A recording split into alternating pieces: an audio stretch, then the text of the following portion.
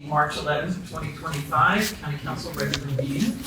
Tonight's meeting is live. It's not in hybrid format because we have no internet access and we have no way of bringing the public in either by phone or on Zoom. So hopefully everybody that wants to comment on anything on tonight's agenda is here in person or has already commented online before the internet went down. So we will still have public comment and we'll do that in person. We just want to remind you to keep comments to 3 minutes or as otherwise directed and state your name before making any comments. All right, so we're going to do our opening and roll call. It looks like, I believe Councilor Righty is on travel. He is not able to connect, so we have 6 councilors present with Councilor Righty absent. Would you all please join me if you're willing and able in the Pledge of Allegiance? I pledge allegiance to the flag of the United States of America and to the republic for which it stands, one nation, under God, indivisible, with liberty and justice for all.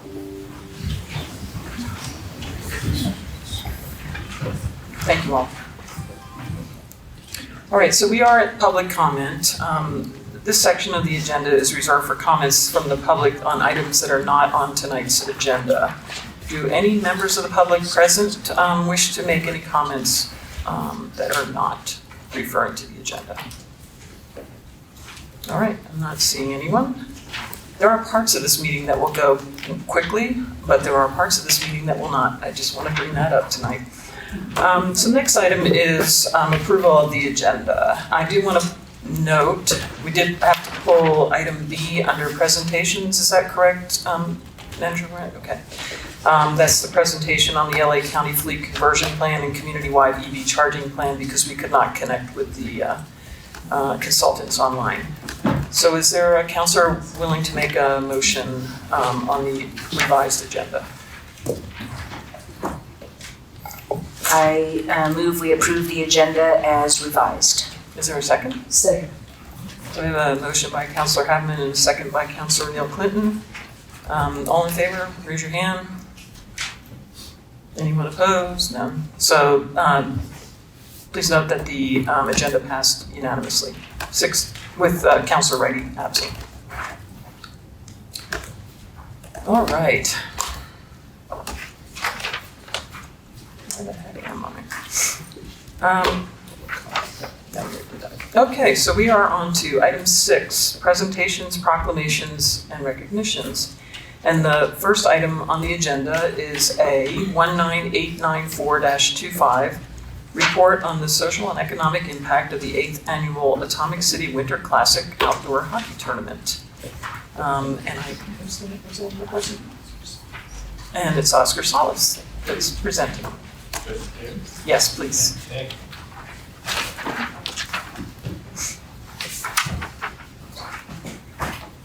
Well, I appreciate the time, Madam Chair and councilors. My name is Oscar Solis. I run a hockey tournament, and we have partnered with local hockey players here in Los Alamos to continue the what is now the 8th annual Atomic City Winter Classic Adult Hockey Tournament. I'm here just to share briefly just the impact this tournament has had and how grateful we are as local New Mexico hockey players to continue this. Appreciate Council Hageman's support in bringing me here. So really quick, we had 16 teams on the week of January 20th through the 22nd. 16 teams, approximately 224 adult hockey players that came into Los Alamos from these towns: Durango, Colorado, El Paso, Texas, Dallas, Texas, and of course we had Santa Fe, Taos, Albuquerque, Alamogordo, Rio Rancho, and our locals here from Los Alamos. We had 2 California teams we had to turn away because the tournament filled up, and in fact we had 32 total hockey games that we played in a 3-day tournament here in Los Alamos. We had to extend 6 games into Santa Fe because we just had so much interest in this tournament. I do want to share a couple of things, just how grateful I am for Los Alamos Parks and Rec, how wonderful the staff was there at the ice rink. This is a tremendous tournament that brings a lot of tourism in a weekend that you wouldn't normally see tourism in Wintertown, Los Alamos. So we're very grateful for that. We had offered food and beverages from local New Mexican vendors, Alamos Salsa and Bathtub Brewery, at the ice rink through working with Parks and Rec. We had a partnership with Discover Los Alamos, and they provided player goodie bags for all 224 adult hockey players. We're very proud that also we hired local teenage hockey players, the local high school hockey players, to run the scoreboards. So they also got some stipends for for our tournament here. Bathtub Row reported to us a total of 185 units of beer. As you can imagine, hockey players love beer. Adult hockey players, I should say. We purchased 185 units of beer over 2 days that they served on site, which was an increase of $1,220 of increased beer sales in just 2 days. We also had our teams stay at the Holiday Inn Express, where we put out a survey of how many teams out of those how many players out of those 224 hockey players stayed. And here's the data that we had. 65% of our hockey players stayed in hotels in Los Alamos, primarily at the Holiday Inn Express. 8% stayed in hotels outside of Los Alamos. 8% stayed in room rentals, VRBOs and Airbnbs. And 16% traveled back and forth from local towns, primarily Albuquerque and Santa Fe. So this data that I collected does not include economic impact on gas stations that we used here, convenience stores, and grocery stores. What I'm asking for all of you, again, in addition to saying thank you, is just to make you aware that this tournament has a huge impact on Los Alamos. It has a huge impact on the hockey community. I'm originally from Anchorage, Alaska. I moved here in the 90s. I'm a graduate of West Mesa High School, and I grew up looking for ice rinks, and I found an outdoor rink in Los Alamos. And it is a hidden gem in New Mexico. This community is tremendous at offering hidden gems, and so we are just so grateful. What I'm here to do a couple of things that I'll wrap up with is to ask this council to consider this tournament moving back to its original date. This is the 8th annual. For the last 3 years, we have not been in Martin Luther King Day weekend. There are more teams that want to come, more players that want to come, but they can't because it's not a holiday weekend. And so we project an increase of teams wanting to stay in Los Alamos, in these hotels, shop at your stores, dine at your restaurants, but we just need a holiday weekend to do that. So I would like to consider, would like for you guys to consider allowing us to move back into that weekend. That would be us working with Parks and Rec, Brendan Tuning, who's been tremendous, his staff has been tremendous at the ice rink, and opening up that weekend for us. Right now, we are the weekend after Martin Luther King weekend. So I will end it there. I do have some gifts for you as hockey players. You can look on the pictures. We have Councilwoman Haverman with our Special Olympics athlete, Addie Montoya. On another hat I wear, I work for Special Olympics New Mexico at the state office. And we, of course, know the Montoyas, Art, the father, and Marilyn and Addie. And so, of course, I had to have her part of the tournament.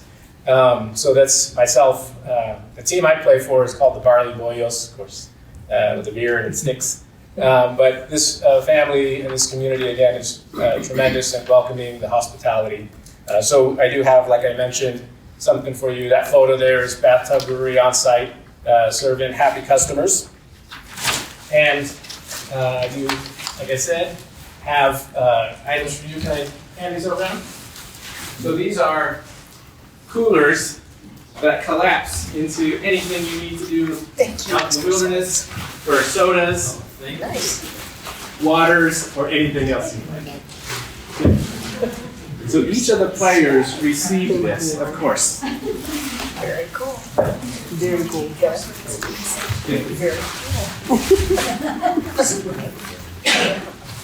And of course, I have just one last thing to show you. One shirt is for Councilwoman Haveman's husband, Scott, who plays hockey. And so wanted to give this. And then I wanted to just leave a shirt with you guys to show you the sponsorships on the back of the shirt. Sorry. So I'll show that. And it includes Discover Los Alamos on the back. Yeah. We're growing the partnership with local communities, local restaurants.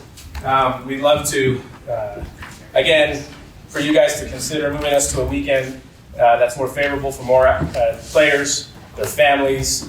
We also host tournaments in Taos. We host tournaments in Rio Rancho. So we hope to continue doing a series throughout New Mexico, and I'll just leave it at that. So thank you very much for your time. I appreciate it. Thank you, Mr. Salas. Did you leave the beer out there? The beer is can be anywhere. Oh, okay. Thank you.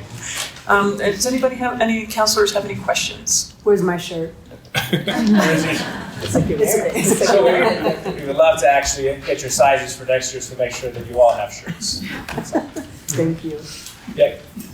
Would it be too much to ask for a photo? I brought, so in that picture is the division champions. I actually brought the banner that each team carried. Can I ask for a quick group photo? I think that's fine. Is that okay?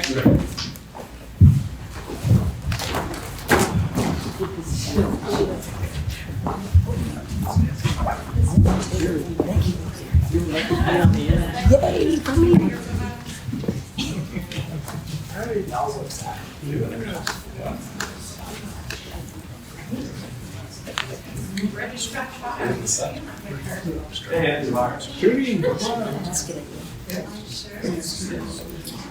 Yeah. Oscar, I thought you were okay. Yeah, no, it's okay. Lay down. That's all right. If I could do the splits, I would. On the count of 3. 1, 2, 3. Thank you so much. Good. Yeah, Thank you. Appreciate it. Thank you.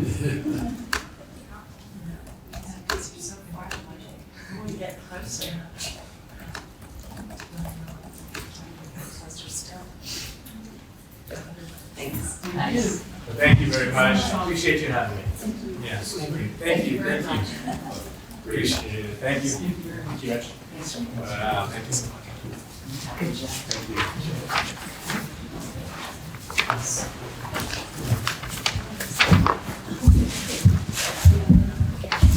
Okay, she's done.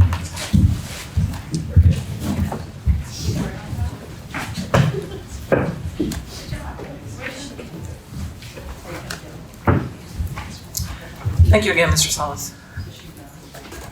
So we are moving on to item C, 19883-25, Quarterly Economic Development Update from County Economic Development Division and Los Alamos Commerce and Development Corporation. And Shanna Sasser is going to start out the presentation. I don't know if you're giving the whole presentation. Thank you, Madam Chair, Council. Thank you for having me tonight. Tonight we're starting a new tradition of providing quarterly updates on the economic development and small business community. Can we have the next slide? So this is the big news in our department. We've recently hired Anita Barella as our new Economic Development Program Manager. Anita has worked for the county for a long time. She's owned a small business in Los Alamos. She has extensive knowledge of planning and zoning, which is going to be great in helping our small business navigate the process of permitting. So we're really excited to have Anita. She couldn't be here tonight because she had a root canal earlier today, but we're really excited that she's on board. We're really going to be focusing on doing really heavy emphasis on our small business one-to-one outreach over the next few months. We know that there's a lot of issues that the small businesses are having with our department, and we're going to work really hard meeting with each one of these small businesses one-on-one to learn more of their needs, how we can help them, what type of grants they may need. So we're going to really focus our energy through Anita on doing some outreach one-on-one to all the businesses in the community. So that's what Anita's going to be focusing on. As part of that outreach, we are utilizing all the surveys that were done in the fall. There was multiple surveys that were done that told us there's some issues with our small business community that we need to address. So we're actively doing that through our individual outreach. But we've also learned a lot of valuable knowledge from those surveys. We really understood that we need to do a better job at educating the small business community on things like the anti-donation clause and the New Mexico Rent Control Preemption Act, which means that the county can't do rent control. Because we saw in these surveys a lot of requests for the county to implement rent control to keep the rents of small businesses down. And we also saw a lot of comments in these surveys requesting funding from the county. So, we know we have a lot of more small business friendly states that surround us. We have people relocate. They come here thinking we have a lot of the same services that we do not. And so we're really hoping to educate the small business community on what we can and can't do to try and help our community better understand what our parameters are. But in the same sense, we're also going to try and do a better job at connecting these small businesses to the resources that do exist through New Mexico Tourism, through the Small Business Development Center, through our partners that we work with, LACDC and Main Street. So there are things available, but we realize from these surveys that we need to do a better job at educating our public on what we can and can't do. One of the things that has been really helpful for the small business community is our pre-application meetings that we're doing. And we also realized through these pre-application meetings, we were seeing a lot of small businesses sign a lease with a property owner, and then they would show up for the pre-application meetings. At that point, they found out, well, that building needs all new electrical because it's not up to fire code, or that building needs a ADA compliant bathroom. And so they were getting hit by these big ticket items, and most of our small businesses are signing leases with property owners that makes them responsible for all the maintenance in the building. So that was a big issue. And so we were working really hard to educate our small business community to come and talk to us before they sign a lease. Our building and code department is great. They'll take the potential addresses of properties that a small business is looking at to help them better understand what they might be up against as far as getting the building up to code. So that way they're not taking on a huge financial burden unknowingly before signing a lease. We've also started doing change of use workshops. This is another issue that we've found that the small businesses have been walking in with at our pre-application meetings. So they come in and they've already signed a lease, and they've signed a lease in a building that, let's say, it used to be a barber shop, and now they want to turn it into a restaurant. And there's all kinds of things they're going to have to do to change that building because of the change of use. So we recently conducted a change of use workshop. It was very well attended. We reached out personally and invited all the property owners in town. And we had a good show of both property owners and small business owners attend the workshop. And we recorded the workshop, so it's available for our small business community. So we're really hoping that we can, between all these avenues, really create some high-touch efforts with our small business community and helping them understand processes and helping them through these processes so they're not taking on a lot of unnecessary financial burdens without full clear knowledge of what they're getting into. Next slide. These are just some interesting numbers. So in 2004, we saw 255 new business licenses. and that includes in and out of county businesses. And currently, as of the end of January, we have 159 business license renewals in place. So that's just a snapshot of time, just to give you some information. Next slide. Okay, tourism. I feel like I need an hour to talk just about tourism.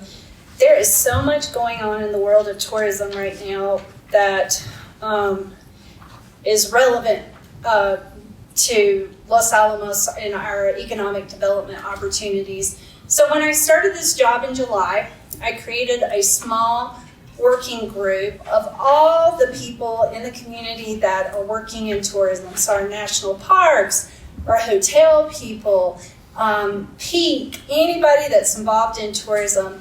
And it's been really effective and very positively received because we come together, we troubleshoot, we're really working on issues that our coworkers are having, our institutions are having, everybody that's attended has given me such positive feedback of like, this is what we need because this is able to help us push the needle on tourism. We have, through this group, we have started doing outreach for sporting events to participants in small businesses. The hockey tournament, we worked with LACDC and we put together packets that have restaurant information so that if someone's coming for an event, they know what restaurants are open, they know what opportunities are there for them to spend their time and money. And tourism for sporting events is one of the largest growing avenues for tourism in the United States in general. So we're starting to say, and when we come together as these groups, we're working with the Parks Department is there, we're like, okay, what's coming up? What can we leverage off of? How can we create more economic activity around these sporting events and we can get people to go out into our restaurants and spend the money? The other thing that we did that was really effective too is we reached out to our restaurants and we said, there's this big hockey tournament coming up. And this was a month before, and so that gave them time to hire staffing, plan to be open. And so we're hoping with these efforts we can begin to help our small business owners profit and increase their revenue from just communicating better about what's going on and what we can leverage off of. One of the things that we were able to do in this tourism group, last year there was a lot of events happening on top of each other, and there was not a really good consolidated calendar for everybody to put their events. So we've consolidated that effort. My department is going to be in charge of it, and we're creating a press release so everybody can know where this calendar is and how they can put their information on it. But that was great because our tourism group got together in the fall, and we were like, okay, start planning your summer calendar and let us know the event so we can make sure this event is not on top of that event, so we can have some more sequential planning of our events to spread the love, right? So that's been really helpful, so we're really excited about that. So also in this tourism group, I put on here, provide support for the national parks. So right now, I'm sure you all know, we're seeing a lot of instability around the federal workers and people getting laid off. Our national parks, they've been giving us updates on what they're hearing, but they're really, at this point, there's a lot of shaky ground and they're not sure about how they're going to be open this summer, what their hours are. And so at our last tourism work group meeting, they asked us to help put the word out that they need volunteers. So we've been trying to help the parks get some volunteers because they're concerned about staffing layoffs and being able to keep the park open this summer. So we're trying to help support them. But in a reaction to that, we had been having conversations about niche markets for tourism. And where's the low-hanging fruit that we can glean off of? And we were kind of having that conversation, but when we started hearing this from the national parks, we were like, you know what, we need to move on this in case our national parks have limited hours this summer and it tanks our tourism numbers because our community is really relying on those parks for tourism. So this is what we're doing. So 2 of the niche markets we're looking at, one is senior citizens. So in the fall, Ellen and I went to the senior conference in Albuquerque, which is attended by 500 seniors from all over the state. And while we were there, we talked to a lot of senior citizen centers that plan trips for seniors. And they were all really interested in coming to Los Alamos and bringing a group and staying overnight and having a tourist experience. So we've decided we're going to be doing some outreach to the different senior groups in Albuquerque and Santa Fe to see if we can get them to start scheduling summer trips to Los Alamos, because we know that's one of our niche markets that we can really create. I'm also meeting with the senior center to talk about how maybe we can leverage some of the senior center activities, like they have a big conference in the fall. So we're trying to see how we can bring all that together to have some growth in our senior market. Some of our data is showing us that our number one day tripper is from 44 to 64 and from Albuquerque. So that's right there at that group. So we're already seeing that's a good market for us to target. The second group that we are going to target is families. There was recently an article in the paper that Santa Fe is not a family-friendly destination. And we were like, well, Los Alamos is very family-friendly, and we have a lot of activities for families to come up and do.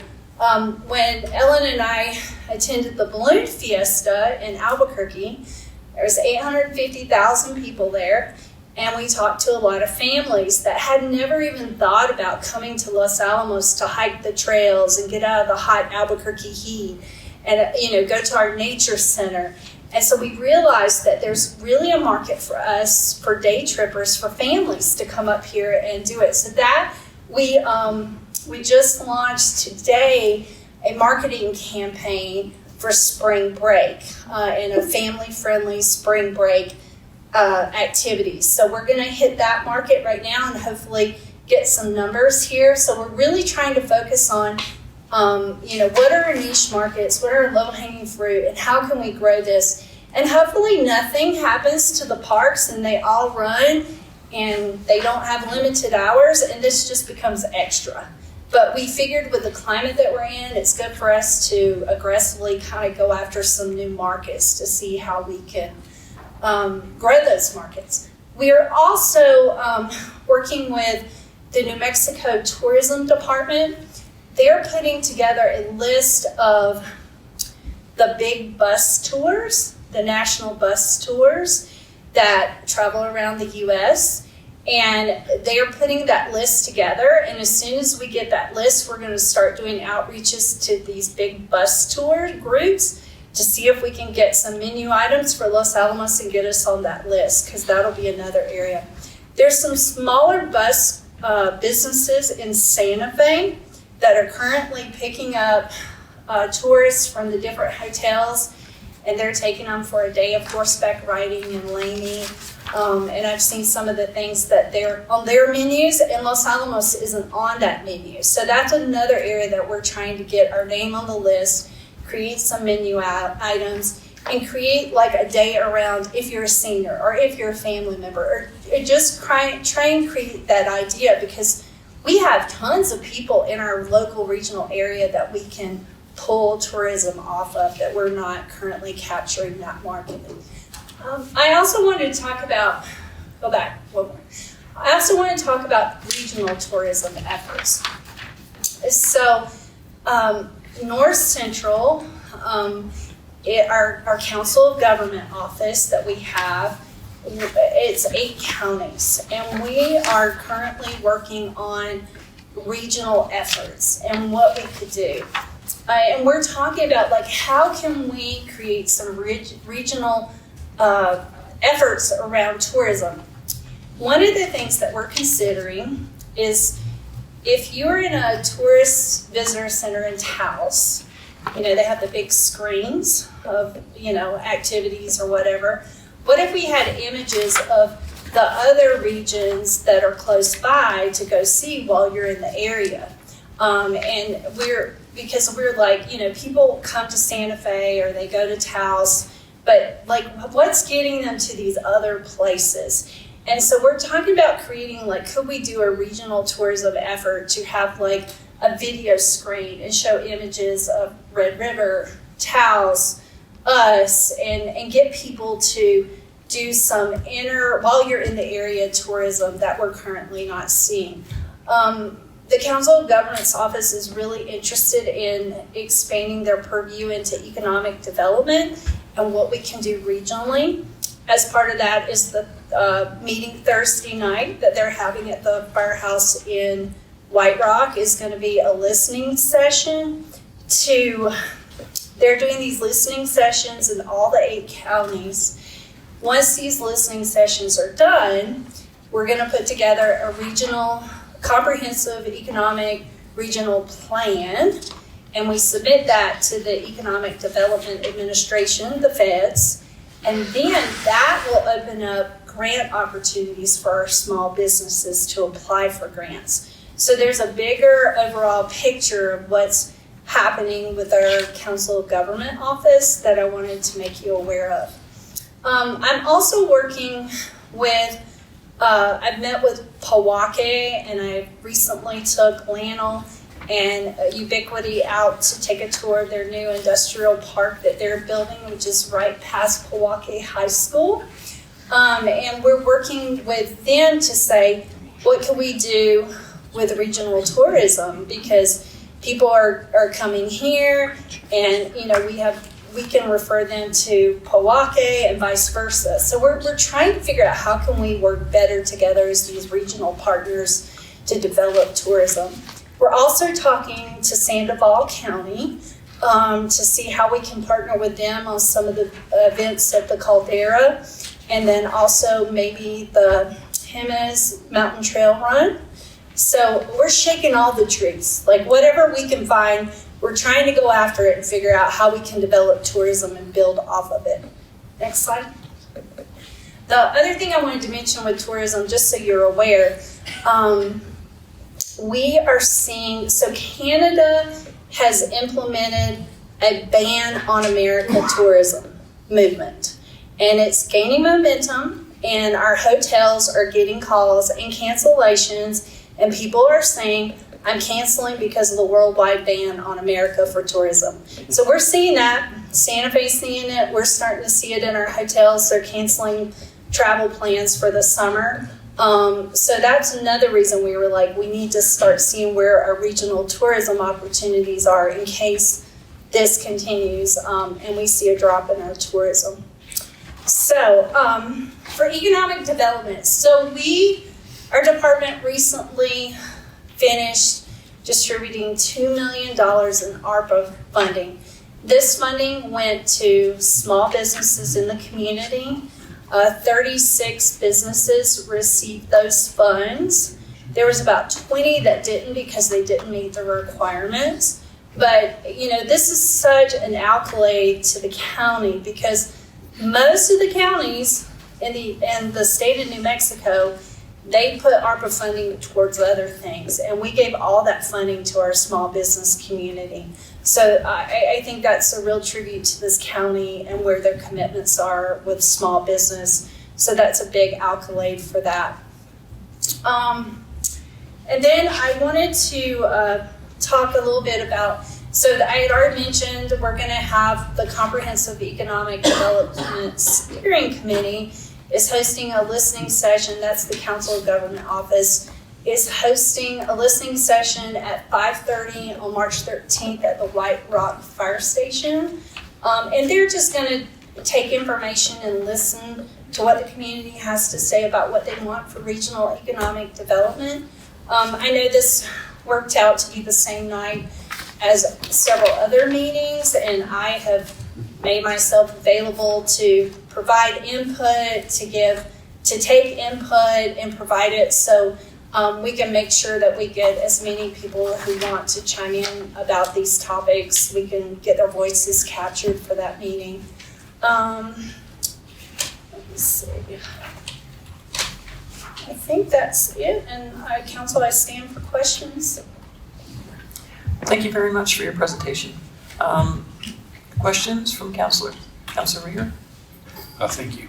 What was that last meeting? I'm not familiar with that. Has that been going? Are we invited to it, or who's on the steering committee? Is that a closed or public meeting? So the steering committee is made up of people who are a part of the North Central Council of Government group. It's a smaller group of that larger group, and I'm on that committee, and there's somebody from every county on that committee, and we were selected by the Council of Governments. They pretty much just asked us to be on that committee. Okay.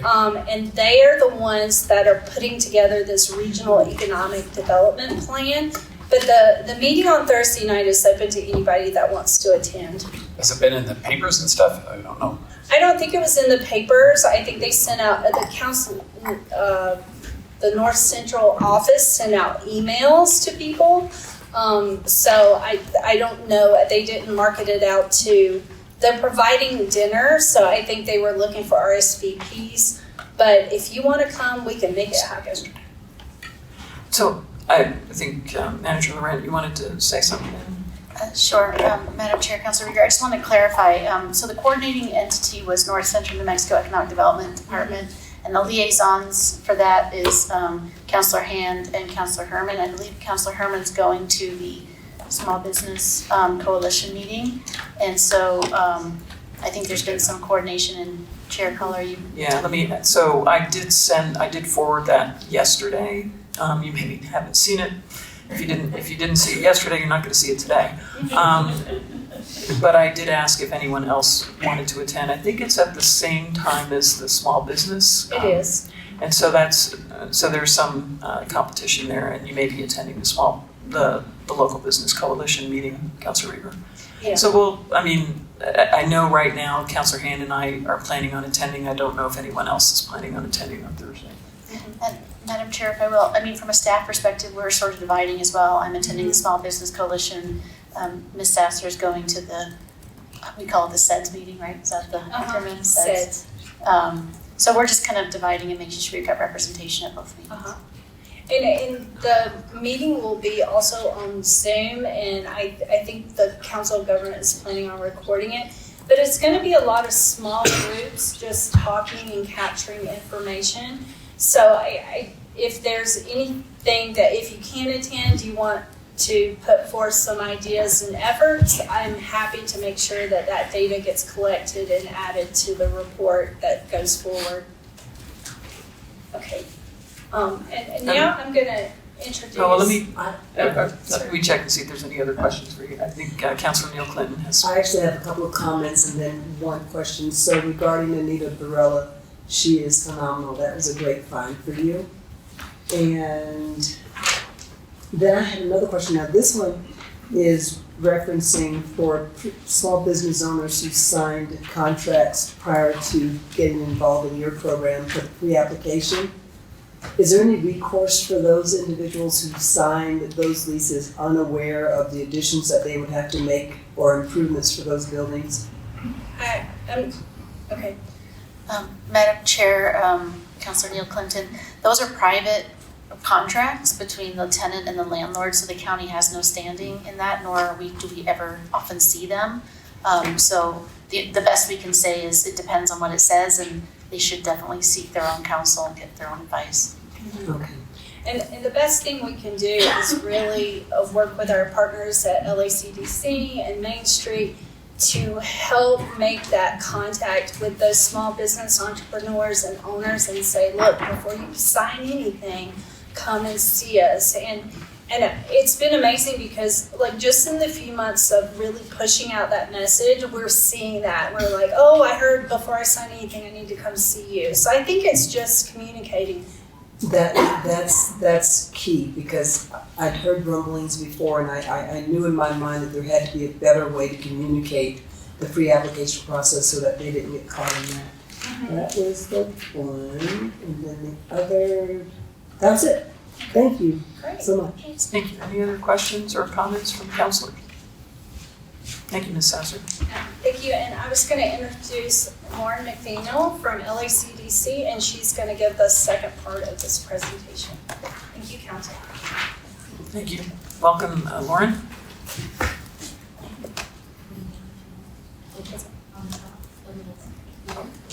Thank you, I am short. Okay, I can see you better. Okay. Madam Chair, councilors, thank you for allowing me to present tonight. As you know, most of you know, LACDC is 501c6 private nonprofit organization. We do have 2 contracts with the county, one for Main Street and Creative District Services and one for Discover Los Alamos Visitor Center Services. But I wanted to tonight give you some context on what's happening across our program, so that would include the Chamber of Commerce as well. Discover Los Alamos and Main Street will hopefully give you a more detailed presentation later this year. I believe Main Street is anticipated for possibly May timeframe, so we're still working out those details. Yeah, I wanted to give you kind of a high-level overview tonight. Next slide. Okay, so just for additional context, I wanted to let you know that LACDC is going to be updating our strategic plan in 2025. We're also reassessing the Los Alamos Creative District Plan this year as well. So in our Q2 update to you all, I hope to have more details about both of those, as well as the Main Street annual work plan as well. Across our programs, we have launched a new Community Cash e-gift card. This is an evolution of what you all may know as the Chamber Checks program. These were physical checks that encouraged purchasing for local businesses, and we have since transitioned this to a digital option. So it allows us to track metrics for exactly what businesses are being frequented and popular amongst the Los Alamos community. And so we're still integrating that, but we have good buy-in so far from our small business community. We are also having ongoing discussions and draft plan for the East Downtown MRA plan. There'll be more discussion around that in the coming weeks and months. We also have worked closely with county staff for the CPACE, and we surveyed informally some property owners, as you all know, and are working closely with county staff to help get that communications out to property owners and to small business owners as well, so they know how to partake in that program. And again, that program is intended to help enhance the physical properties in Los Alamos, make them more energy efficient, and ideally pass along utility savings to small business owners. We also look strategically at ways that we can sponsor and uplift existing programs within the community that support our mission of strengthening Los Alamos and White Rock small business community and enhancing tourism. And so one example of that was our recent sponsorship of the Los Alamos Film and Culture Festival. This was the second year that they did it, and they look forward to continued growth in the community. Next slide. So here I just included a few of our flyers for our chamber programs, chamber events, and then some Main Street activities as well. So this quarter, we relaunched through the Los Alamos Chamber Coffees and Connections. We hadn't done that in quite some time, but that's basically a informal gathering of small businesses to chat with the chamber about issues that are important to them, concerns that they might have, so that we can brainstorm together about how to help overcome any challenges that they have. That happens every Tuesday at 10 a.m. and we do rotate locations around the community at different businesses. There's no RSVP, anybody can show up. That's part of the chamber. We also do regular ribbon cuttings, and many of you attend those, so thank you for your support. We also are ramping up and really growing the Los Alamos Women's Networking Group that takes place monthly at Project-Wide Co-work Space. It's a collaboration between our Chamber and Main Street programs, primarily driven by the Main Street and Creative District. It's an opportunity for women business owners in our community to get together and, again, network, discuss topics of interest to them.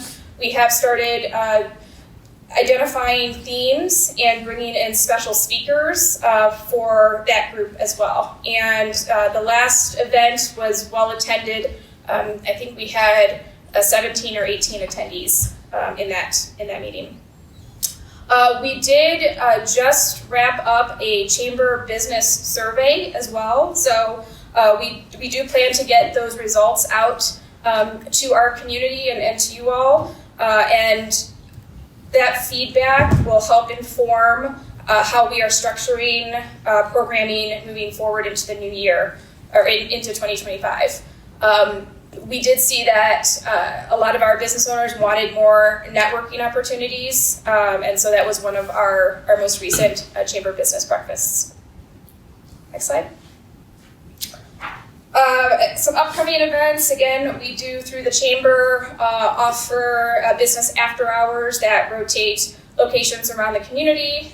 Again, all of you have participated in some form or fashion, so thank you. We are also hosting through the chamber an upcoming career fair. We have several sponsors, TechSource, SMSI, and Century Bank. We're working closely with UNMLA as well.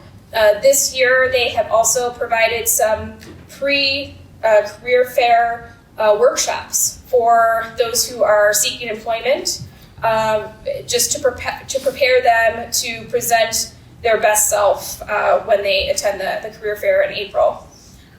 This career fair, we are changing the time from previous events. It will be in the later afternoon and will be located downtown here at Fuller Lodge. So we are still recruiting businesses and promoting that event. And then I wanted to highlight Tuesdays at the Square. Jacqueline Connolly, our Main Street director, and her team have been working closely with Live in Los Alamos this year to produce a great lineup of entertainment and music.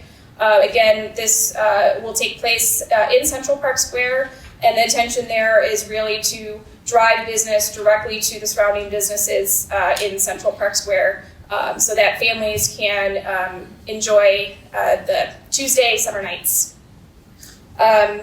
We are also working on farmers market season preparation as well, and planning for that to start in May and run through October. And again, that's every Thursday. Sorry for the next slide being very text heavy, but our Main Street and Creative District program is doing a lot of work right now. And you'll learn more when Jacqueline Connolly presents later to you all, hopefully in May. But she was recently elected to the Coalition of Main Street Communities as the director and the voice of that coalition, and has really been driving some advocacy for our small business community, notably with Senate Bill 159. This was requesting an affordable beer and wine license for independent theaters and event centers. So far, it has passed 2 committees and is going to, I believe, may have been on the Senate floor today. Not sure what happened. We don't know yet due to the internet outage. It passed the Senate floor? It did. Okay. So that means Great. it's been on, right? So she's been working with Senator Jaramillo and with Alan from Sala Event Center on that, so that's great news. She also attended the New Mexico Main Street Winter Conference along with another staff member, Again, gathering information, best practices, tools that we can share, and resources with our small business community, and bringing that back to Los Alamos. That took place over 3 days in Santa Fe. We're also, through the Main Street and Creative District, working with several revitalization specialists. Again, this service is offered to us as an accredited Main Street program. We go through an accreditation process every year and meet very strict criteria that's defined by the National Main Street Center. Upon receiving accreditation, we do have access to these revitalization specialists through the state who can provide complimentary guidance directly to our small businesses and organizations here in Los Alamos. Over the past several years, because we have had ongoing accreditation, we have continued to see the value and the ROI from that engagement continue to grow every year.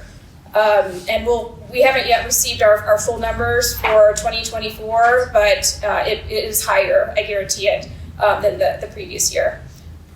Some of the current projects that Jacqueline and team are working on is, again, an update to the Creative District plan, which has not been updated in quite some time. So we're bringing together all of our local arts and cultural institutions and going to be having a series of discussions about how to best work together to really grow the creative economy here in Los Alamos, because there's a lot of opportunity for that sector in economic development.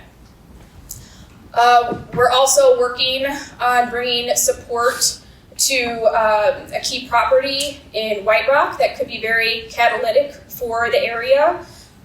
It's a small business owner who is looking to basically achieve a project that is in direct alignment with our downtown master plan for White Rock Town Center. And so we're working closely with county staff and bringing in these revitalization specialists to see how we can really package this opportunity for her and ensure that she is getting all of the resources that she can to make this a successful project. We also have federal dollars that we are putting towards this project as well that have come through LACDC. So more soon on that project.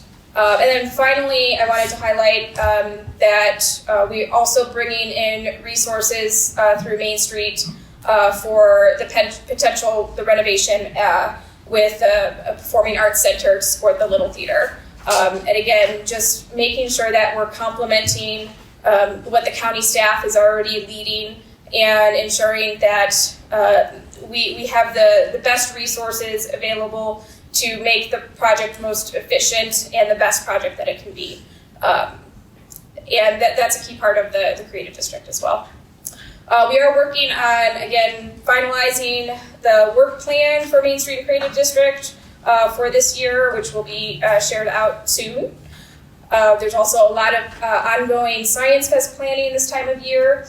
We did decide to bump up Science Fest to June to hopefully capitalize on a lot of local families who are planning vacations maybe later in the summer season and make sure that they're here when we bring all of these activities together and then coordinating statewide and regionally for a tourism draw for that event as well. We are also, I don't have it on here, but working through the next iteration of our Business Accelerator program. Again, this program was started by LACDC as a collaborative effort between our Chamber and Main Street program, and over the years has resulted in several new businesses starting brick and mortar stores, establishments here in the county. And the intention was to, at the time, fill some vacant storefronts, but also bring all of the resources together, make sure that businesses were in front of county staff We gave county staff time to talk about all of the processes.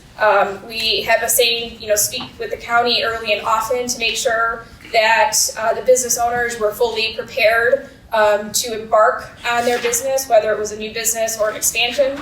And we brought in existing business owners to give guidance and mentorship as well. So we're still looking at how that is going to evolve in 2025. Part of that will be creation of a business hub that will live online through the Los Alamos County Library. And so we've been working with library staff on identifying video resources to film key players in our community that will serve as resources to small businesses, that will be evergreen videos that business owners can continually refer back to. It's also going to be a video hub area where we're putting our Business Accelerator videos as well. So we recorded all of the sessions for the Business Accelerator last year, and now we want to make them more accessible to those who perhaps didn't even go through the program. So more to come on the Business Accelerator and an in-person component as well this year. So tourism is also part of what LACDC manages through Discover Los Alamos. I know Shanna already touched on a lot of this, but I wanted to highlight our ambassador program in particular. This is a relatively newer program. We had about 80 new ambassadors trained in 2024. So far this year alone, we have over 50 ambassadors trained. We have a new ambassador program manager, Jennifer Armstrong. She's also helping with Main Street and Creative District communications. I suppose to back up, the ambassador program is really intended to encourage locals to operate under the mindset that they can always be promoting Los Alamos and serve as advocates for Los Alamos. A lot of us are around downtown during lunch and different events, and you may run into a visitor. And we want to encourage people in our community to feel like they have the knowledge to be a successful ambassador, promote local businesses. If somebody asks, where can I find a Los Alamos souvenir, that they know where to direct that visitor. If they ask for a restaurant recommendation, where can they find the resources, or what can they offer that's a local business? So the ambassador program focuses on some of those local tips and how to access information, but also customer service training. How can you be the best advocate for Los Alamos in facing and interacting with visitors directly? We do have some new collateral associated with the program. We have a new newsletter that's going out. One new piece of information that we are sharing this week is actually going to be the Capital Improvement Projects Open House. I know the county already hosted one of them, and we thought that that's a great opportunity for our ambassadors who have already been trained to, again, engage with the county departments, understand what's happening in our community, be informed citizens so that they can be the best advocates for Los Alamos. We also are creating these Los Alamos ambassador pins that you can see there. They haven't arrived yet, but we will be giving those pins to all graduates of the program as well. And then we created these new business cards within the last month that will enable ambassadors or whatever attractions or businesses would like to display them a list of our local attractions, starting with Los Alamos first and then the region, and then QR codes for our Visit Los Alamos website, our discoverlosalamos.com website, which is really focused on those who are new to the community and want more information about living, working, and playing here. And that's operated by LACDC and Discover Los Alamos. And then we also link to the seasonal activity guide that's produced by the Community Services Department. So they can find out what's happening with recreation, events, and more. And then I did want to also highlight that we recently pulled together a listing of 2025 key Los Alamos weekend events. It was actually on the back, the previous slide, sorry.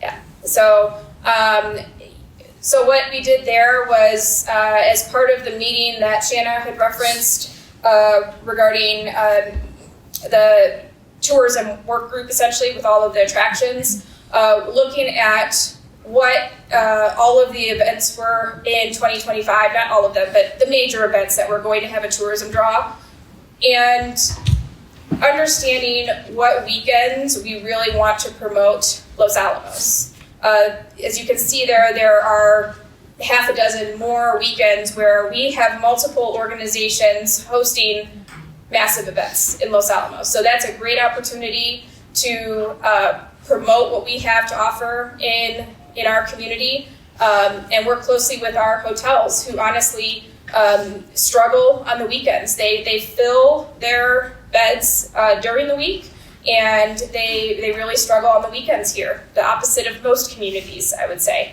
And so we're looking at how do we promote that better. We did attend the Tourism Day at the Capitol. Our Discover Los Alamos director promoted all there is to do here. And then we're also attending Los Alamos Day, March 12th as well. Shanna already mentioned a little bit about the kickoff event. That the kickoff event complemented the internal meeting of the tourism work group as well, but the kickoff event was really public facing. Those docents and tour guides, those who are front facing with our visitors, had an opportunity to hear from all of the attractions on how to best communicate opportunities to our visitors this season, and any messaging and special events. We have finalized the Discover Los Alamos annual report, and are going to be sharing that out. And then we're taking a closer look in consultation with county staff on how we can better distribute our adventure guides around the state. So we are looking at that distribution so that we are more targeted as well. Next slide. So our Discover Los Alamos director, again, is working on making sure that we are promoting all of our food and beverage businesses to visitors and to locals. She's created a new weekend dining list. We realize that can often be challenging with a lot of restaurants closed on the weekends here. So we're highlighting what's open, and then also highlighting during holidays what is open and what businesses are open to visitors and locals. So we are getting that out, and as was stated earlier, we're working with special events that come into town, preparing welcome bags and making sure that they have all of this information and that it's posted and easily accessible. Next slide. Okay, and again, sorry for all of the text here, but just wanted to finally highlight some additional small business support and activities across our programs. So there is so much that comes up on a daily basis for our staff. Just as an example, you might have heard about the business that had the fire recently. So when we hear something like that, we immediately contact the business owner and show our support of how we can help. We also recently connected a small business to a new property and in town, so they relocated and we retained them here instead of them going off the hill. We've also met with, again, bringing in revitalization specialists through Main Street. We've met with them to plan a pop-up market for a local retail store. We're working on a lot of different service requests, including one with the Family YMCA. I already mentioned the video portal project as well. One other big update from LACDC is that we are going to be relaunching at the end of Q1 0% facade loan program. This was a long-standing program that we had a while back. We will be relaunching that for businesses that want to enhance their facade, and more to come on that. And then we're also working in consultation with county staff and others on an enhanced property database, as well as a lease rate study to support our small business community. While our focus is really a lot on smaller businesses in Los Alamos and White Rock, we also support deep tech entrepreneurs, and we do that through primarily the Lab Embedded Entrepreneurship Program, and that is in partnership with Los Alamos National Laboratory Feynman Center for Innovation, which is their tech transfer division. And we're currently recruiting for the next cohort of entrepreneurs who want to move to New Mexico, ideally northern New Mexico or Los Alamos County. And they're partnered with laboratory scientists to accelerate and grow their product, and hopefully establish permanent location here in northern New Mexico. So I highlighted here two of our recent fellows that were admitted into the 2-year program last year, Elida and Ben. They were actually just recently featured in the Forbes 30 Under 30 for their respective fields. And so it brings great recognition to our program and to Los Alamos, and the opportunities offered to deep tech entrepreneurs in our region. So I just wanted to mention that as well. We will be, I know Shanna had talked a lot about regional partnerships, but we do have regular meetings with the Regional Development Corporation. They're hosting their annual READY Summit coming up in April, and so LACDC certainly participates in that and other regional economic development meetings. So I think that concludes what I had for today, but I'm happy to answer any questions. Thank you, Ms. McDaniel. Questions from councilors or comments? Yes, Councilor Hammond. Thank you, Chair, and thank you for the really comprehensive presentation. You guys are just doing so much. And thank you also, Ms. Sasser, for your presentation and partnership with our LACDC. You just mentioned the READY Summit. Do you have a date for that yet? The date has been identified, I believe April 15th. It is the third Tuesday. Is it the same time as lunch or Cecilia? Third Tuesday. I Third feel like it's Tuesday of April? 15th. Yes. It's gonna be a Buffalo Thunder. Just like last year then? It's the same day. No, I think they changed the location. Oh, did they? Okay. Yeah, April 15th. April 15th, location, not quite sure. They have to find the location. It's the Santa Fe airport. At the Santa Fe Airport. I'm happy to share information with you all though, to confirm the date and the location and the time. Okay. I just thought it was a good thing to participate in last year.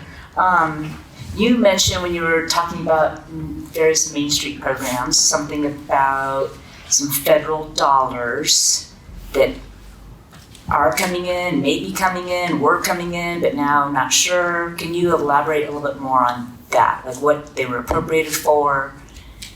Sure. And are they at risk?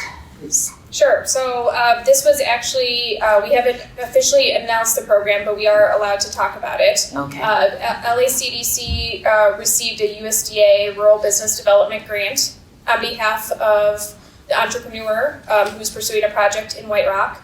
And the intention behind those funds was to help purchase equipment for her new business concept. We have a grant contract with the USDA right now, and it's a reimbursable program, and we are in the process of going through purchasing right now, and my contact at the USDA said that program has not seen any interruptions. So LACDC is just providing like assistance to this entrepreneur to do this, or this is something are you just a resource helping? Sure. So we applied for the grant, and it was actually a collaborative effort. Okay. We engaged with a team of grant writers through North Central New Mexico Economic Development Department. I see. And in order to engage with that team of grant writers, they needed a letter of support from our municipality, and Los Alamos County staff provided that letter of support. And they accepted our application and essentially worked with us on the grant application, with LACDC being the recipient. And then the funds the funds that we have received through the grant are being put towards this particular project. Gotcha. Thank you. And then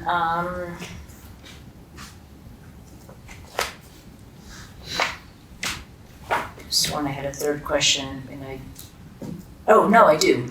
The newsletter for the ambassador program, who's that for? Who's the audience for that newsletter? The newsletter goes to the current ambassadors, so the graduates, and then anybody who's also interested in possibly engaging with the program as well. We want to make sure that once they go through our program, that they stay engaged, that it's not just a one and done event and one-time engagement. But I will double check with Jennifer and our Discover Los Alamos director, and I can certainly have you all added to that if you'd like. Sure. Thank you very much. Really appreciate all you guys are doing. Councilor Clinton? I have more of a comment.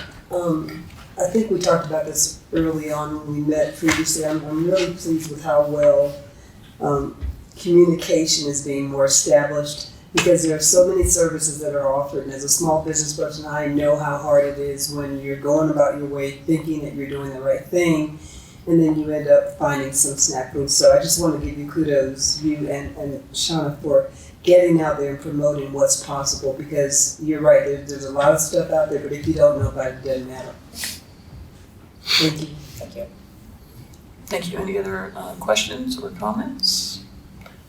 I had one, or well, a couple maybe. I'm just curious how many businesses in Los Alamos are members of the chamber, if you have a percentage, plus or minus. So we have, I believe, last time I checked, just under 300 members of the chamber, and for a community of our size, I think that's pretty respectable. Our chamber director and member services manager just attended the Western Association of Chamber Executives, and there are definitely larger communities that have fewer chamber members than we do. I believe about 85% of those members are based in Los Alamos County. We do have a lot of businesses in the region who want to engage with our chamber, particularly those communities that don't have a robust chamber. Oh, interesting. Okay. So they don't have to be in the community to be. Okay. I didn't realize that. The other thing that just crossed my mind on the we talked about special sporting events. Do you all do any collaboration with the public schools on sporting events like track meets and things like that? That's a good question. I would say that we don't have a strong relationship currently, but as Shanna indicated, I think there is tremendous growth to better collaborate on those events moving forward. Okay, great. Thank you. Thank you again, both of you, for your presentations tonight. Really appreciate it. Thank you.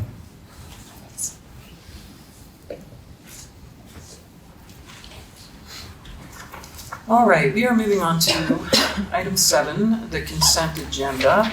I do want to point out that we have one item on the consent agenda that has been revised. It was discovered that this is item 8C. It was discovered that one of the current planning and zoning board members had recently changed their party affiliation, and therefore only the only nominees that can be appointed and to not violate the party affiliation requirement are Karen Easton and Rebecca White. So the recommended action has been revised on that item. Do we have any public comment on the consent agenda? There's 5 items on the consent agenda. All righty. Does a counselor want to make a motion on the revised consent agenda? Counselor Hammond? I move that council approve the items on the consent agenda and that the motions contained in the staff reports as amended be included for the record. Is there a second? Second. So we have a motion from Counselor Haveman and a second from Counselor Rebor. Any discussion? All right, could we have a roll call, please? Counselor Cole? Yes. Can I just clarify, we're voting on the green sheet? Yeah. We're voting on the full consent agenda. Full with the green sheet modification? Yes. Yeah, thank you. I'm sorry. So, yes for me. Counselor Rebor? Yes. Counselor Hand? Yes. Counselor Haveman? Yes. Counselor Herman? Yes. And Counselor Neil Clinton. Yes. You have 6 with 1 absent. Thank you very much. All right, we're going on to public hearings. Item 9A, RE 0635-25, Incorporated County of Los Alamos Resolution Number 25-05, a resolution of support authorizing application for funding assistance to the New Mexico Department of Transportation through the federal fiscal year 2026 plus Transportation Alternatives Program and Recreational Trails Program for the Pinon School Trail Connection Project. And you're not Keith Wilson, you're Eric Martinez, so you just wanted to try and mess me. Go ahead, Eric. Thank you, Madam Chair, members of council. I'll summarize this very quickly, and if you'd like, I can summarize all 3 resolutions as they're related to the same program, or I can address them individually as you may like. So. I'm fine with all 3, if councilors are okay with that. All right, we're good. Go for it. Thank you, Madam Chair. So the first resolution is for a funding application to the DOT, to their, it's a federal program to Federal Highway Administration, to the Transportation Alternatives Program and Recreational Trails Program, so TAP and RTP. This first application would be for what we're calling the Pinon School Elementary Trail connection, which we would make part of the New Mexico 4 crossing and trail project that's in progress currently. So the consent item that was also in your packet had to do with the design and approving the task order to proceed with the design. This funding application would help to fund the construction portion of it. So similarly, the next item, the next resolution, is for the same funding program, seeking funding assistance to resurface the New Mexico 4 Trail in White Rock, the existing trail, and the Canyon Rim Trail in Los Alamos. So that funding would be used to basically put new asphalt on the trail and rehabilitate the trail surface. And lastly, the third resolution would be for funding the planning, design, and construction of the Canal Way Trail in White Rock from Rover to about Overlook Park. And that project has been identified in the bicycle transportation plan that council adopted in 2017. So again, that would provide funding in what we would anticipate in a couple fiscal years, one for the planning and design, and then the following year, or maybe in 2 years, the construction. So with that, Madam Chair, I stand for any questions. Thank you, Mr. Martinez. Any questions from councilors? Councilor Rigor? What fraction of the cost is the state grant picking up? So in this program particularly, they pick up about 86%. 86%. And the county's matching requirement is about 14%. Oh, So in your packet, we have a grant matrix, and it provides that breakdown, and I believe it's in the staff report as well.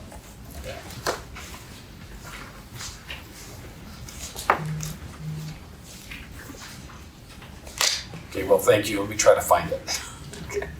It actually is on the second page of the staff report. It's, Third paragraph down. If you look on, go ahead and look on here, screen. okay.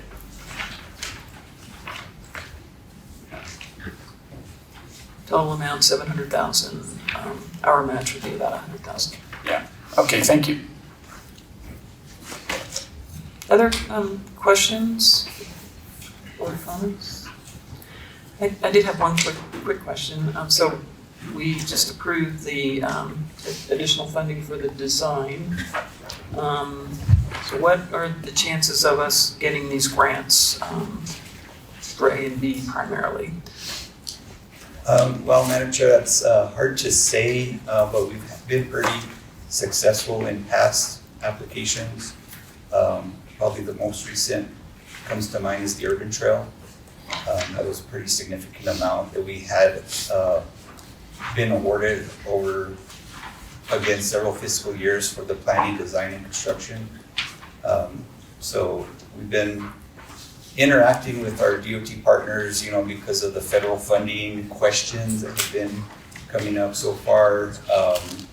There hasn't been any information to say that this program isn't going to be funded.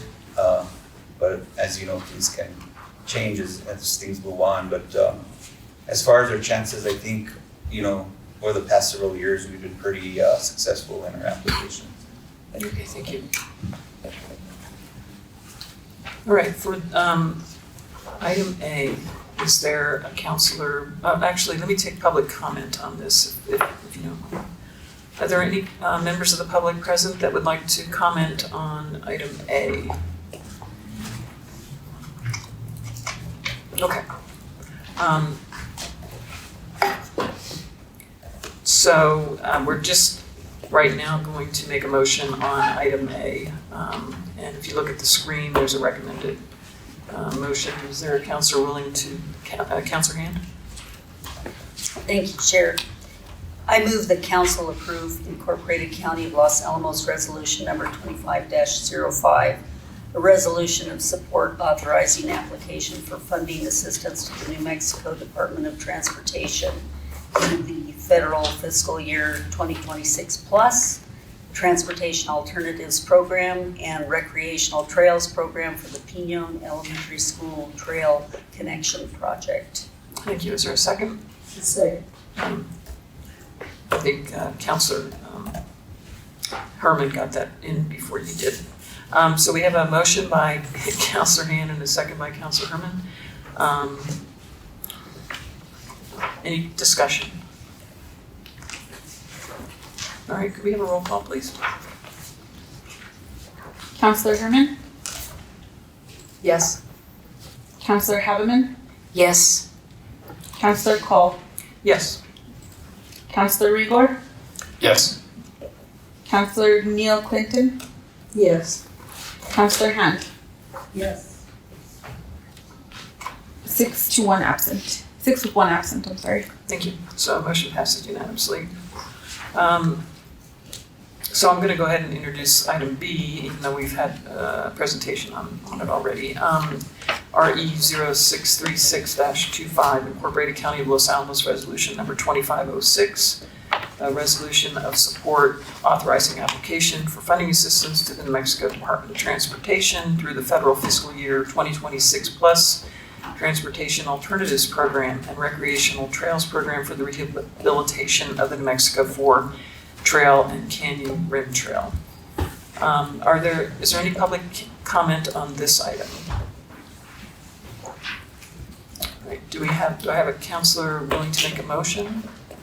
I move that council approve Incorporated County of Los Alamos Resolution number 2506, a resolution of support authorizing application for funding assistance to the New Mexico Department of Transportation through the federal fiscal year 2026 plus Transportation Alternatives program and recreational trails program for the rehabilitation of NM4 Trail and Canyon Rim Trail.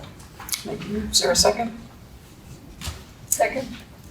I have a motion by Councilor Neil Clinton and a second by Councilor Hand to approve Los Alamos Resolution number 2506. Could I have a roll call, please? Counselor Neil Clinton, Yes. Counselor Hand, Yes. Counselor Herman, Yes. Counselor Rigor, Yes. Counselor Haveman, Yes. Counselor Cole. Yes. You have 6 with 1 absent. Thanks. Motion passes unanimously. And then finally, item C, RE 0637-25, Incorporated County of Los Alamos Resolution number 2507, resolution of support authorizing application for funding assistance to the New Mexico Department of Transportation through the federal fiscal year 2026 plus Transportation Alternatives Program and Recreational Trails Program for the Cañada del Buey Trail Improvement Project. Any public comment on this item? Okay. Is there a counselor willing to make a motion? I move that council approve Incorporated County of Los Alamos Resolution number 25-07, the resolution of support authorizing application for funding assistance to the New Mexico Department of Transportation through the federal fiscal year 2026 plus Transportation Alternatives Program and Recreational Trails Program for the Cañada del Buey Trail Improvement Project. Is there a second? Second from Councilor Herman. So we have a motion from Councilor Neil Clinton and a second from Councilor Herman to approve Los Alamos Resolution number 2507. Is there any discussion from councilors? I think I forgot to ask that last time. All right, could we have a roll call, please? Counselor Rigor, Yes. Counselor Hand, Yes. Counselor Cole, Yes. Counselor Haveman, Yes. Counselor Neil Clinton, Yes. Counselor Herman. Yes. You have 6 with 1 absent. Thank you. The motion passes unanimously. All right, we're going to go on to, thank you, Mr. Martinez. We're going to go on to item 10, business A19822-25, discussion and possible approval of county manager's selection of Elias Isaacson as Community Development Department Director, and presenter is Ann Moran. Thank you, Chair and Council. It's my pleasure this evening to present to you my recommendation for new Community Development Director, who is prepared to start in the beginning of May, because he would have to relocate. He is actually has a master's in architecture from the University of New Mexico. He's been a department head related to planning or land use in both in Espanola, City of Santa Fe, and also most recently in the City of Santa Barbara, California. And so has about 9 years experience leading departments in this area. He is very excited and would have liked to be online tonight to present himself to you all so you had a face. However, Zoom was not working. But he did want me to express that he's very looking forward to returning to New Mexico. He has family in the Santa Fe. Both him and his wife have family in the Santa Fe area. He has young children who he's hoping when they're of age would like to attend the Los Alamos Public School District and our fabulous reputation of our school district. So with that, I'm happy to answer any questions. We did have a very competitive process. We received numerous excellent candidates and applications, no internal candidates, these were all external. And we did interview, I can't remember if it was 5 or 6 now, as a first interview process. We narrowed it down to 3 candidates that we wanted to bring into town. One who decided that it was not the right time for them to relocate and declined for the second interview. But we did have we had 3 panels for the finalist. One was our senior management team, who all directors are a member of our senior management team, and we work very collaboratively. We take our hats off of our department and we talk about we put our county-wide hats on and understand, talk about the organization as a whole. And we also had a community panel where I invited our economic development and planning and development partners in. Some of them were here tonight who participated in that and received some feedback from the community partners. And then we also had interactions with staff to get some input on how the staff might interact and questions they had. And although both the two candidates that came in were excellent, all at the end of the day, all three panels were in agreement that Mr. Isaacson was the best fit for the position. So with that, I'll stand for any questions. Are there any questions from councilors?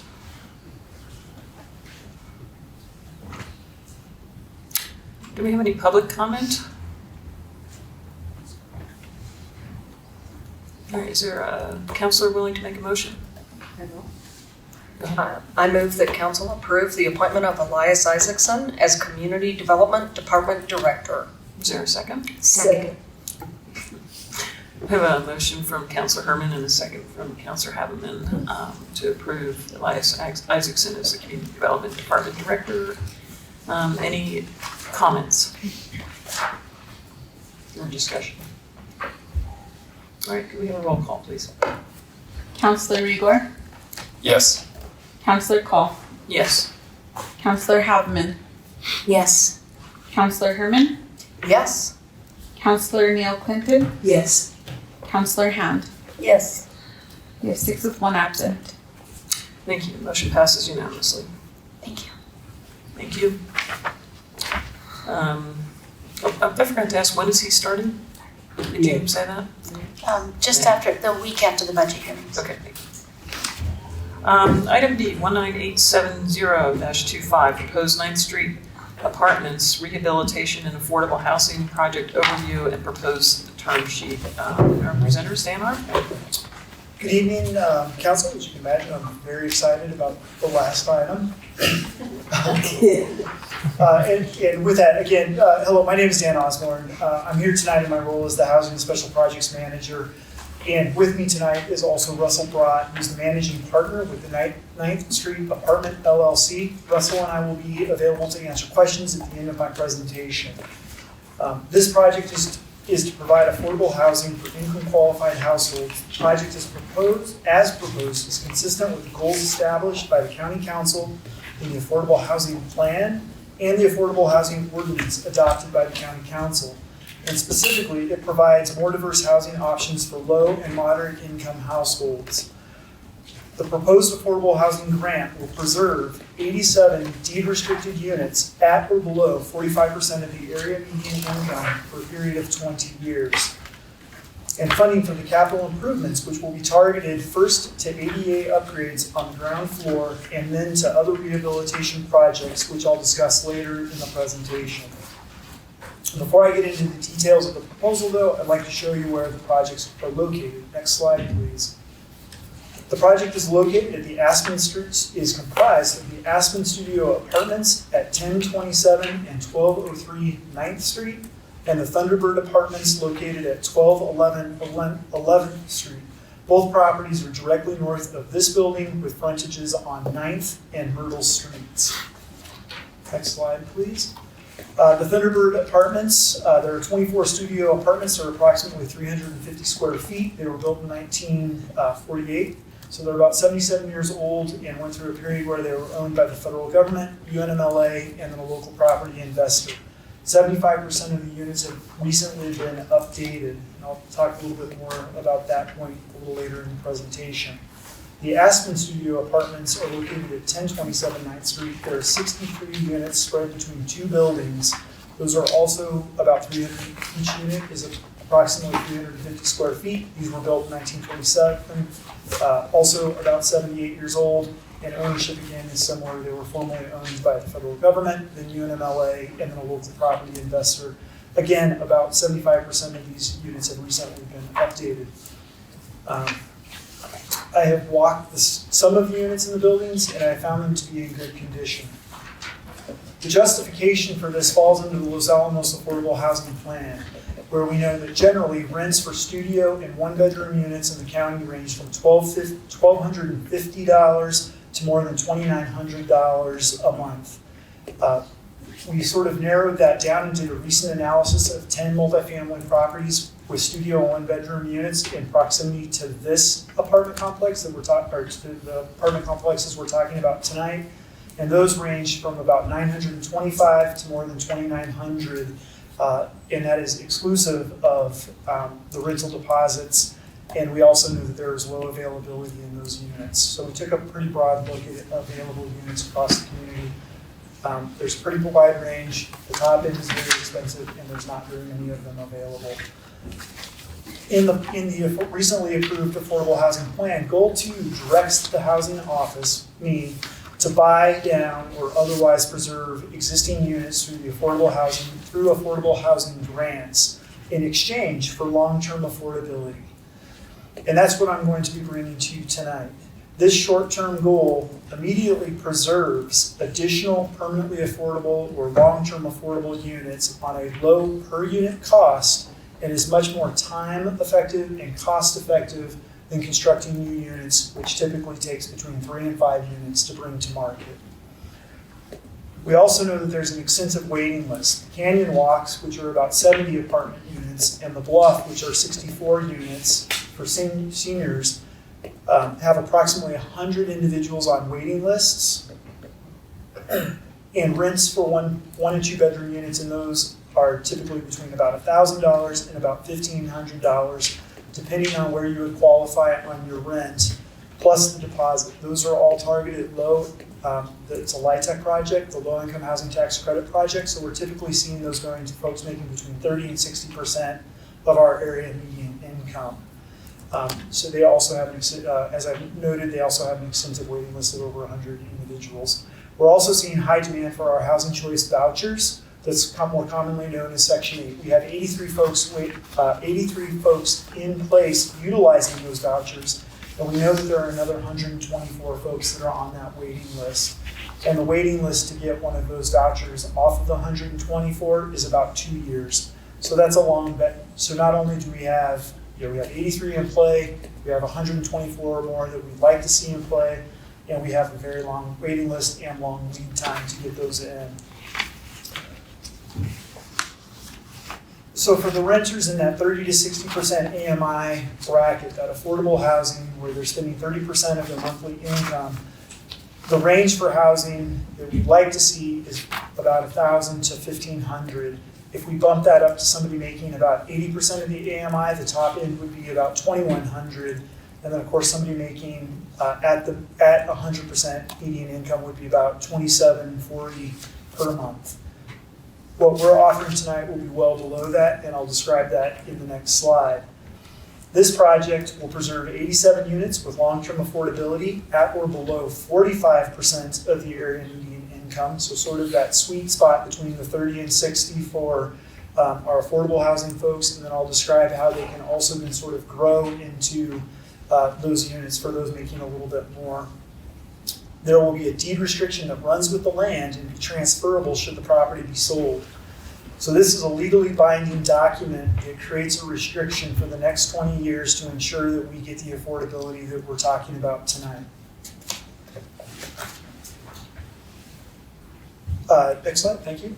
So what's before you are the sources and uses. This is kind of the most basic breakdown of sort of the project that we're proposing tonight. This public-private partnership represents a significant opportunity to achieve the County Council's goal by leveraging private investment capital with affordable housing grants that will allow us to preserve these units.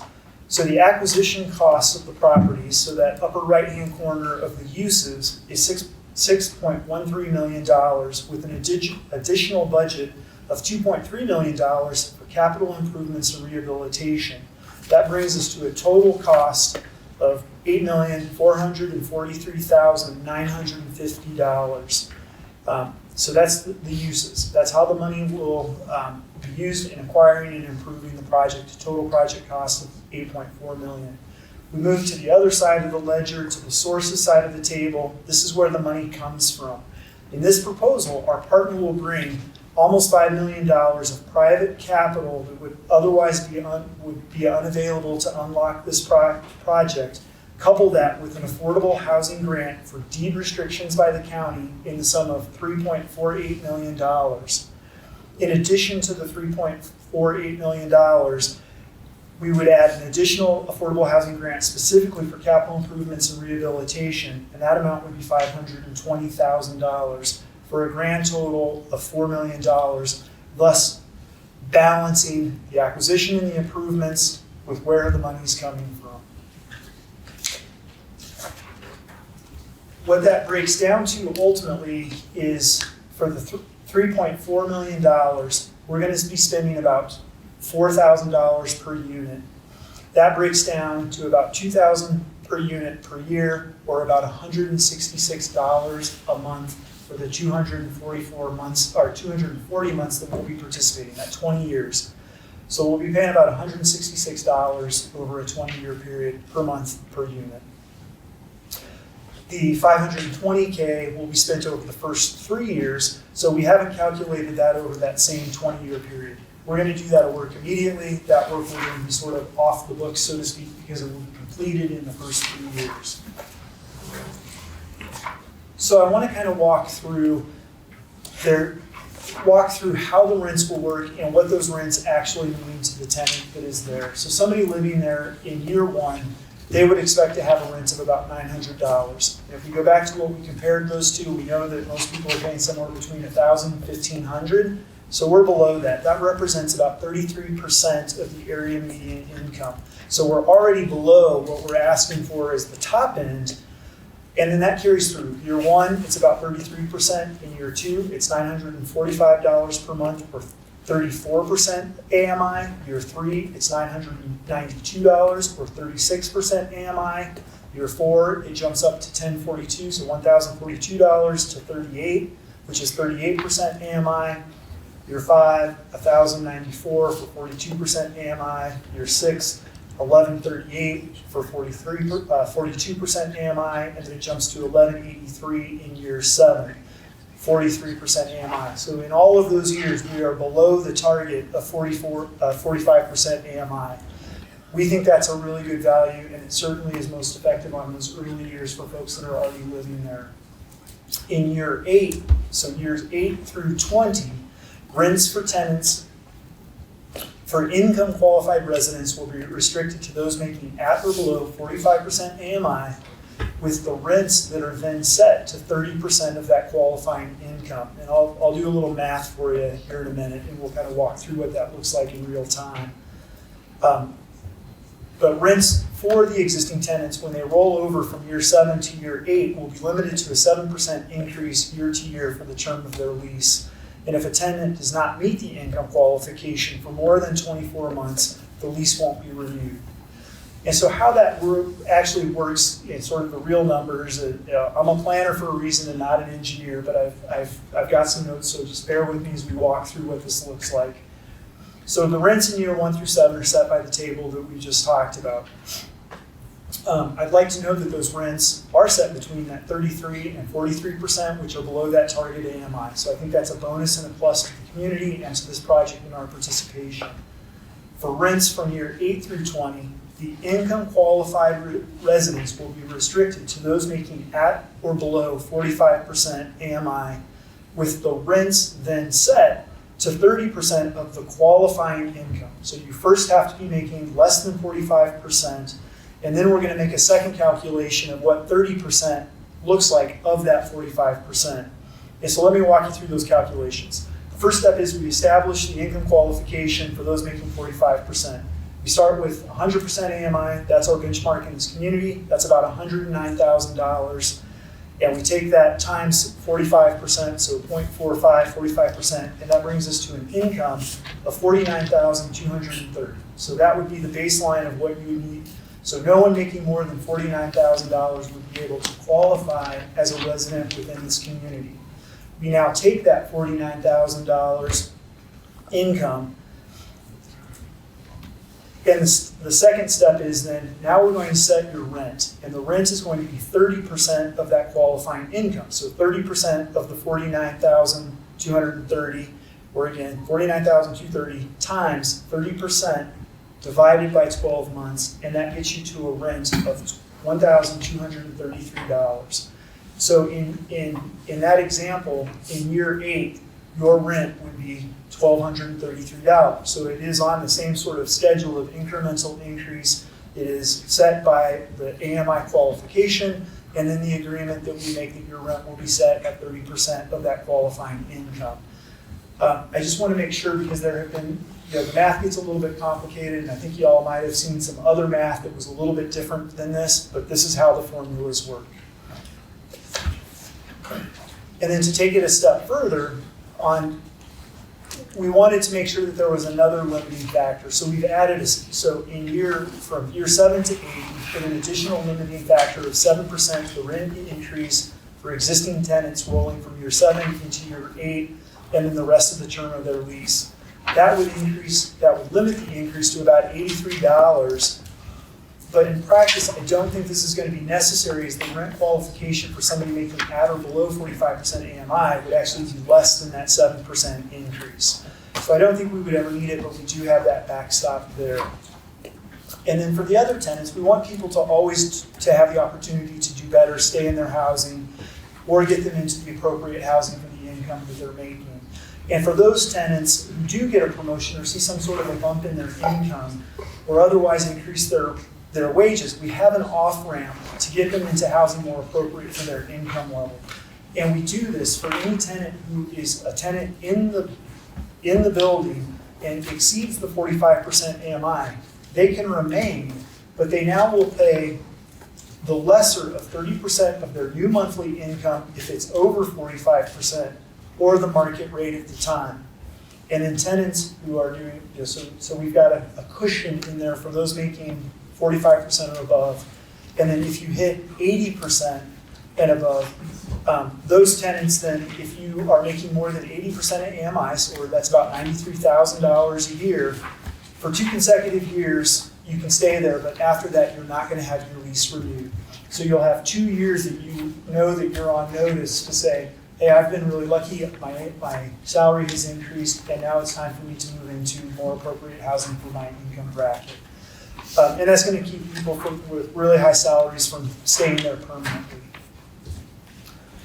Next slide. Next slide. Thank you. So now I want to talk a little bit more about the capital improvements, which will be generally targeted first to the ADA upgrades on those first floor units, and then to other rehabilitation, including but not limited to the items that are listed here. So roof improvements, parking lot improvements. The things that are most important to me, and I think to the tenants, will be the heating and cooling and water system upgrades. Typically, those are going to be things like mini splits. Your buildings have old boilers. As part of this project, the development partner has agreed to start phasing those out and then installing those mini splits, and we would like to participate with that on some level.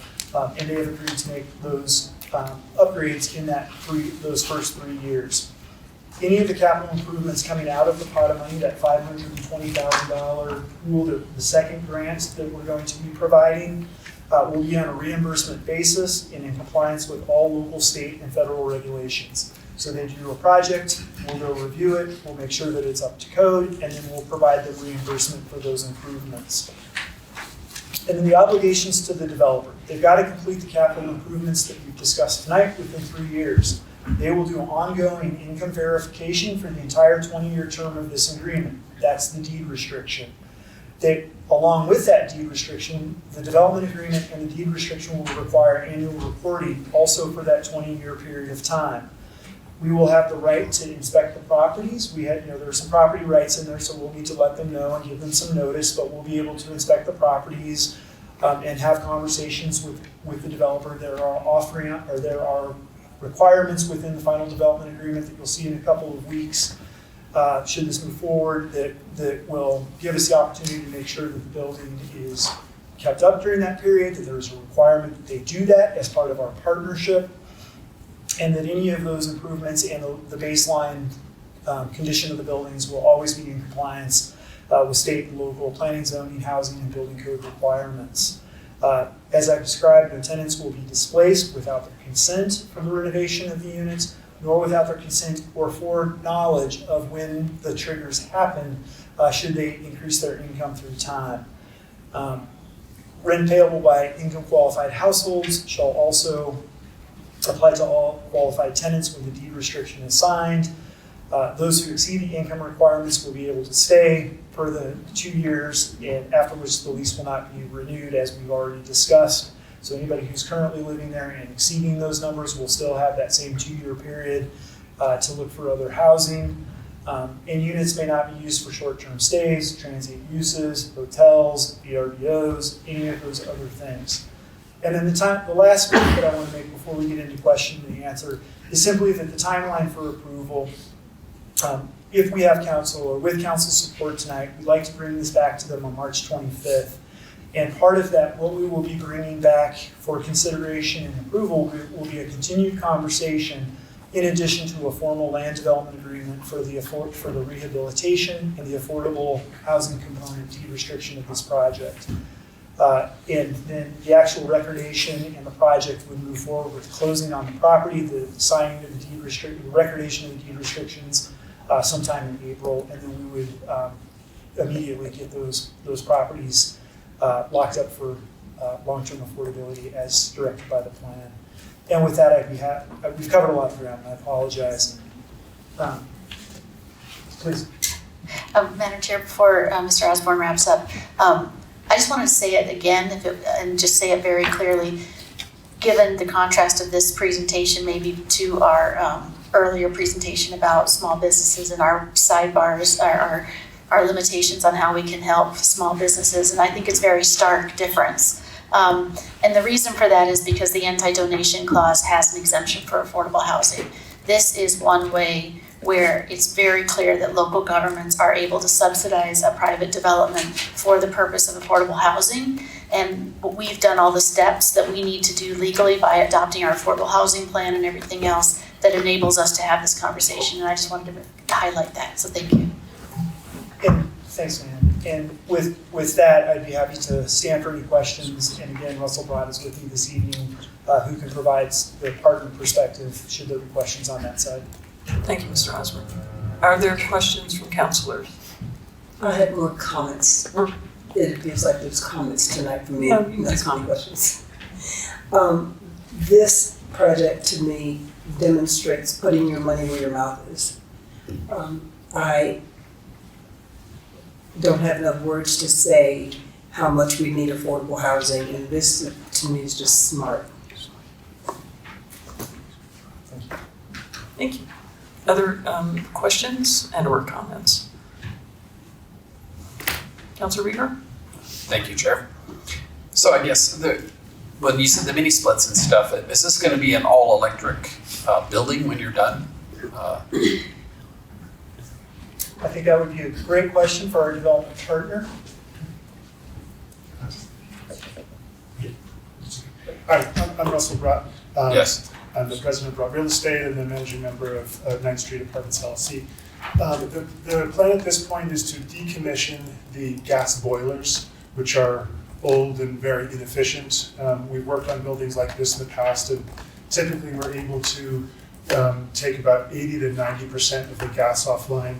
We still have gas water heaters, and we find that they're more efficient and more reliable for heating of water, basically just for kitchen and shower uses. So it'd be a small amount of gas, but everything else would be electric. The mini splits would be electric. Mm-hmm. If you do the mini split conversion, but are you going to upgrade the insulation in the apartments? Councilor, no, at this point we don't have any plan to upgrade insulation. We've had 2 different inspections of the property, and everyone has said structurally it's very sound, that there's no need to upgrade any sort of insulation. Part of the plan is for us to upgrade the roofs, to replace the roofs, and then it's to upgrade the electrical, which is all quite old and not yet capable of handling this kind of increase in electricity usage. But insulation is not part of the plan this year. So if you don't upgrade the insulation, you do an electric conversion, I think the heating bill goes up quite a bit in the winter, doesn't it? Do you have an estimate on that? Councillor, at this point, I don't have an estimate in terms of what the heating bill would be like. I can say from other buildings we have that are similar vintage, as we say, from early 1950s, we do see our electric go up, but because of the large decrease in gas usage, that the overall energy usage is significantly less.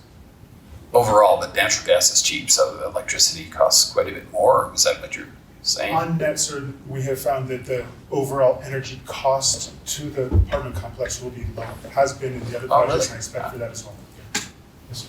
Okay, then the other question is, so if you have a person who's at 50% of AMI or something, how much money are they saving per month? Say, take a typical number of 50%. So I do have some tables, and bear with me as I sort of have my.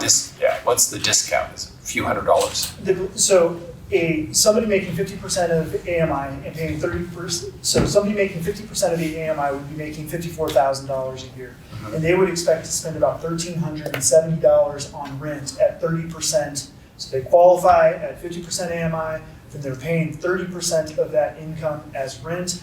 They would anticipate to spend about $1,370 per month on their rent. So anybody qualifying for this, if they're already in there, they're going to be paying significantly less than that. If they bump up a little bit but want to remain, then they will take their new qualified income and then pay 30% of the new qualified income.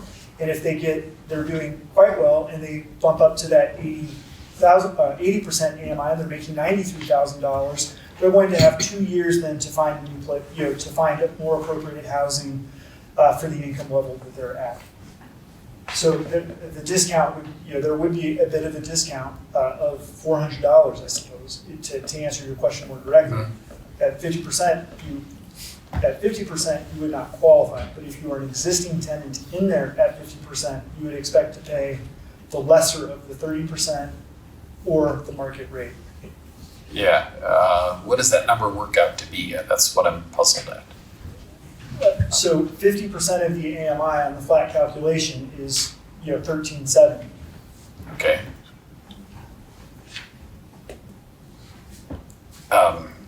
What would it be without our development then?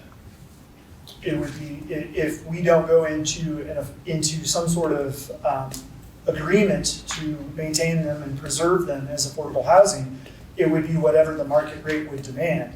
And right now, we believe that, so the $1,370 is what you would anticipate to pay at 50% AMI, but we know that rents can range anywhere from $900 to about $1,500, so that would be more than the person would pay under sort of what we're proposing tonight. So their rents could go up on the market rate, and they could go up. We know that there are one-bedroom units in that area that are going for $2,900. So there's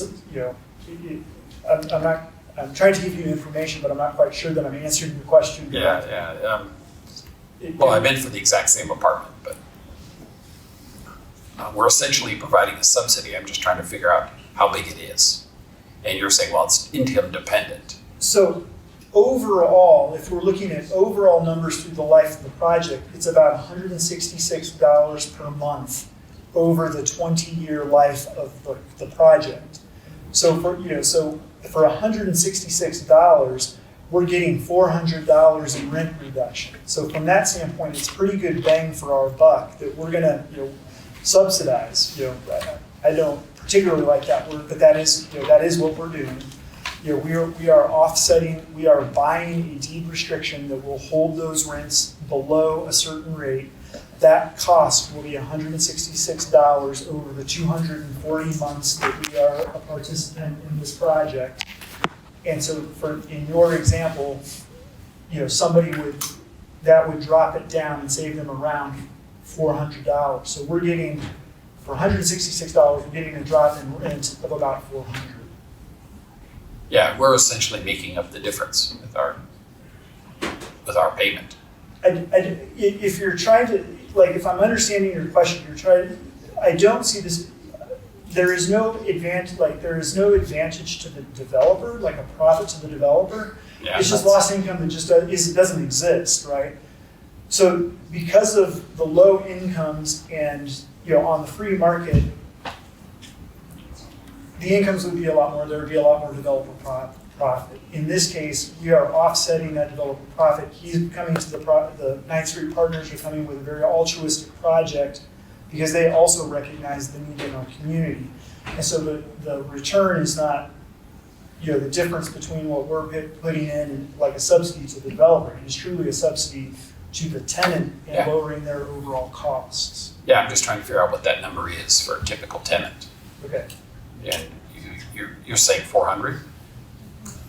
So again, it sort of ranges. So we know that people are making, somewhere between $900 and $1,500 in similar units. We are saying that those units will be available to them as in the table. So starting at $900 in year one. So that difference would be between $100 and $400 or $500 a year. Their income, their rents would be lowered by that amount.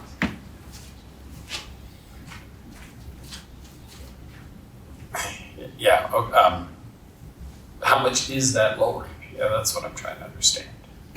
As far as a percentage? Well, how many $100? I'm trying to understand it like. So it's between $100 and $400 less per tenant per unit, depending on what your income qualification is. Yeah, so someone who barely qualifies would get $100 off or something, and then as you had lower and lower income people, they would get a larger subsidy up to about $400. Correct. Yeah. Okay. So our hope is that we're really being able to provide housing. So the low-income housing tax credits typically fill the role between the 30 and 60% AMI. We know that they have a quite large backlog and waiting list. Oh yeah. We're providing the rents at almost to the low end of what they're able to provide with very big federal subsidies and grants and low-income housing tax credits. We're able to get to 33% of that, up to 45%-ish. And then from there, people will then put in, we'll use the income calculation to be able to make sure that nobody gets displaced. So we're catching not only our affordable housing workers, but also sort of our workforce housing, which is sort of that next tier up that would be that 30 to the 60 to 80. We allow them to stay though with an off ramp to get them into appropriate housing.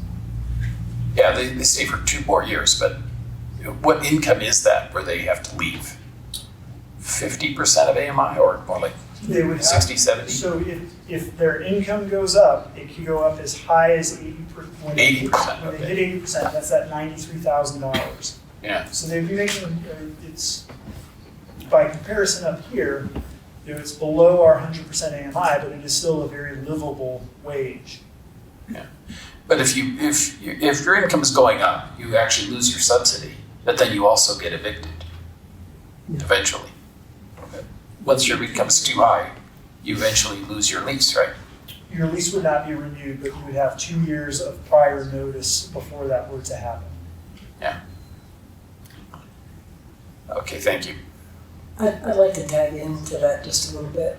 So I noticed that we use the word subsidy, and the beauty of the English language is that we have a bunch of words to say the same thing.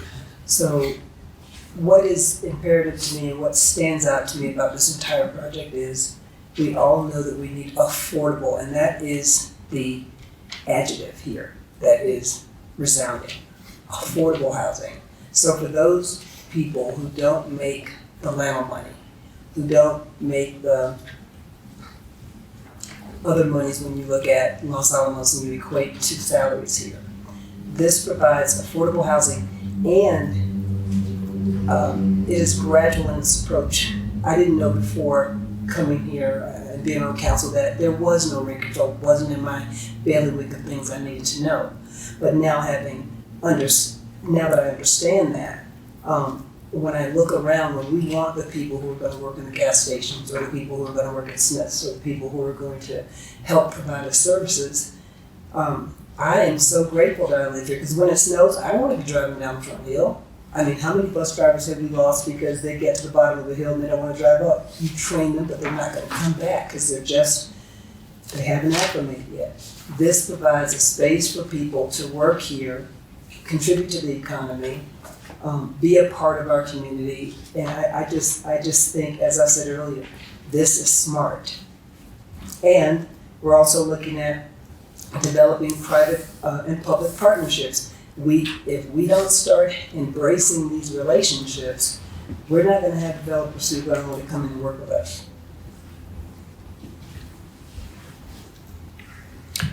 Thank you, Councilor Rear and Councilor Neal Clinton. Councilor Herman. Thank you, Chair. I am always concerned about trying to help the small business community, and this is a great way we can do that. So, thank you. Other questions or comments from councilors? Councilor Happy. Thank you, Chair. Thanks a million for their presentation, and thanks to you two for being here and being part of this public-private partnership, which I want to echo that. I wanted to really emphasize the value of that. I think the way communities across our nation are going to make progress is with private-public partnerships, and I just really love you taking the lead on that, and bringing your experience from other places to bear for the benefit of Los Alamos. I'm tickled pink that we have a plan that was worked on that's not just going to sit on a shelf, because I've seen that for way too many decades here. And I mean, this just came out of the blocks last year. I think it was 2024, and already you're implementing something that we all said was important for our community. And I think that while this is a small project, it still chips away at a lot of our strategic goals. And I'll echo Councilor Herman as well, the benefit to our business community to hopefully help them with recruitment and retention of wage earning employees and maybe young employees and employees starting out in the workforce here. I'll echo Councilor Neal Clinton with the quality of life enhancements and maybe reducing commuter traffic off the hill, so that addresses a lot of our concerns. And I just think it makes the town more livable when you can potentially offer homes for seniors, for young people, all kinds of maybe just recently displaced people, and letting people be there then opens up other housing for the other income levels. I know we've got a long way to go, but I'm really glad we're going to chip away and make some progress with this. Thank you very much. Thank you, Councilor Hadman. Other questions or comments from councilors? I have a couple. So our investment, the county's investment, would be about $40,000 per unit. What would the cost be approximately if we were to build these from scratch? So there is a fairly broad range, depending on size, materials, style, those things. But what I can generally tell you is we would be looking at the very low end. It would be about $250,000 per unit, and it would range up to about $400,000 per unit. I believe my conversations with Canyon Walk and the Bluffs, they were about $3.25, so $325,000 per unit. So this is a very low bar to entry into preserving affordable units. And I recognize that they are not new units, and we have not added to the overall supply, but we have very importantly preserved units that could go into the private market and market rate. They could get bought and raised tomorrow. Nobody is suggesting that that's what's going to happen, but this does give us control for the next 20 years and be able to continue to provide this important asset to the community. Thank you. You mentioned that these units would not be used for short-term or transient. Can you give me a number on that? What's short-term? Less than a year? Because I think these are year leases. Yeah, typically we would be looking, and this would be a question for Russell. I believe that we're talking that there would be minimum 6 months or year-long leases. From sort of the planning side of things, 30 days or less would be short-term. What we're trying to do is lock up permanent folks that work in our community and live in our community, work in our community. And so that's going to be the target that we're looking for. We're looking at those 6 months and year-long leases. Okay. And that's the business model of the Ninth Street Partnership. And then your example of 8 years from now, I think you use today's AMI is the AMI going to stay steady? I mean, okay, I didn't think we were going to continue to use the same AMI. Yeah, the AMI gets reset every year in May. Most years it goes up, some years it goes down, but at least we will always have a benchmark, and our calculations and our formula for who qualifies and what they'll pay will always be the same.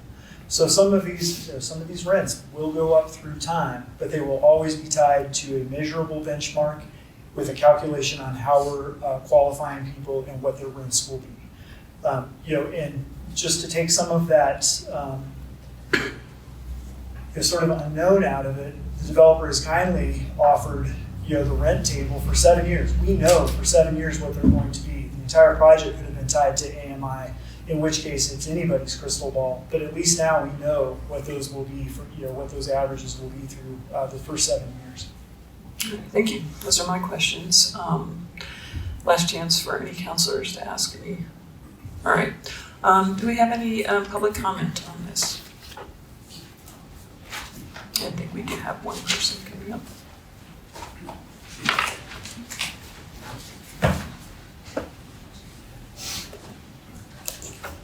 David Hampton, Chair Call Council. I strongly support this proposal. I think it's fantastic. It's definitely the direction I think we want to be heading. It'll chip away at current problems. So thank you very much. Thank you, Mr. Hampton. Any other public comment? Okay, this is, as was mentioned earlier, this is being introduced tonight. There's a couple of weeks. It's going to come back for action, hopefully, on the 25th of March. So we don't have any other action tonight. That is correct. All right. I really appreciate it. Were you going to say something? Okay. Thank you very much. I really appreciate the presentation. Madam Chair, Council, thank you. Thank you.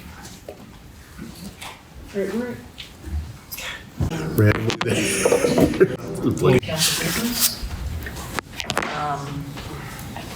I don't believe we have anything under general council business or appointments. The board and commission vacancy report is attached. We're actually looking pretty good on that as far as vacancies are concerned.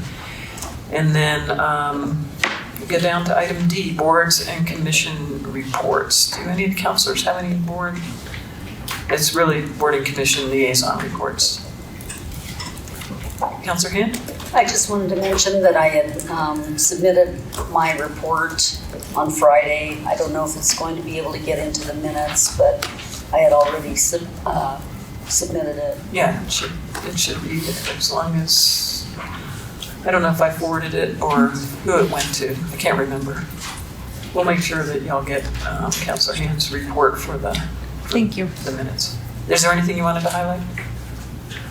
No. Okay, thank you. There's too much. Okay. Too much stuff. That's why I said highlight. I'm going to follow Councilor Hand's lead. I attended the Arts in Public Places as well as the library boards meetings. And because we are in the state we're in no form of internet, I'll provide this later. Correctly. Okay, now you can provide the reports later. Councilor Rieger? Yeah, the Historic Advisory Board, we visited the Baker House and went on, sort of started from the Fuller Lodge and then went to the Baker House, and we talked about the Little Theater. And they're a little concerned that everybody in the staff are aware of the historic requirements in the Little Theater remodeling. And they're not sure that all those parts have been discussed. And well, we went over the Women's Dorm, which is now no longer the Women's Dorm. I guess it's the Manhattan Project Dorm. It keeps changing its name, or it gets more specific. And that's about it. Thank you, Councilor Rieger. Anyone else? All right, let's move on to the item E, County Manager's Report. Thank you. Good evening, Council. I do have a few announcements this evening. The first one is, as you know, we've had an internet outage day, which has also impacted cell phone usage. It's very spotty, and why we don't have Zoom on tonight. It happened about 10 a.m. this morning. The contractor who was working on the New Mexico 4 water transmission replacement project cut the line. But by 10:33, we had issued through emergency management a code red to let everybody know what was going on and the source of it. And we worked very tirelessly this morning to make sure that the lab and Lumen/CenturyLink were aware of what's going on. A lot of messages did get out through the media. There was The Post did get it on its website. The Boomtown did come in and get some updated information. And as of 4 p.m. is when CenturyLink was online and made some estimates as to when it would be repaired. They're hoping tonight, but they wanted to say tomorrow morning just in case they have some issues tonight. So we should be back up and running. We did just sort of deploy some lessons learned from our previous outage a couple years ago now, and put out message boards thanks to Public Works, just for anyone who wasn't sure, just so people knew there wasn't any kind of big cyber attack or anything. It was really just a contractor who cut a line and we need to get it fixed. The other topic I wanted to bring up was our golf course opening. I'm certainly invite Mr. Styron up if he wants to elaborate on this, but we are going to be issuing a press release with a delayed opening this year of the golf course, primarily to give the new turf time to knit together. Just not enough moisture this season and needs more time to sort of get established before we play on it because of our investments in the golf course. Laga and the golf course manager are all very supportive of this. It's just a matter we want to give people some early warning. We are planning on having the driving range open, I think, in March, and then we'll evaluate in April, I think, Corey. Is there anything else you'd like to add?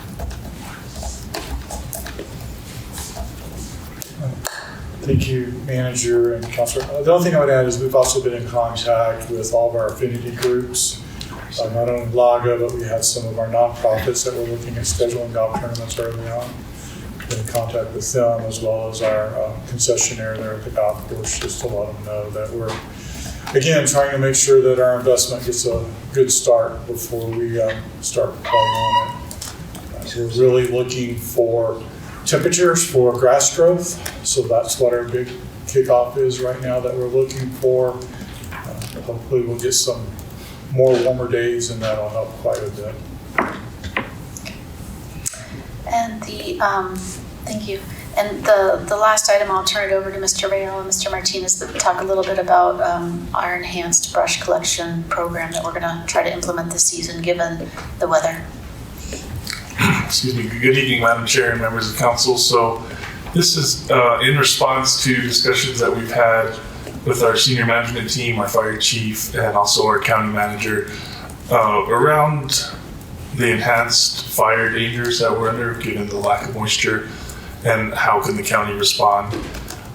So we're leaning on our environmental services group quite a bit. We're trying to increase a couple of things to help hopefully motivate and be able to provide service for enhanced brush collection, and that's going to be in many forms. So we're looking right now at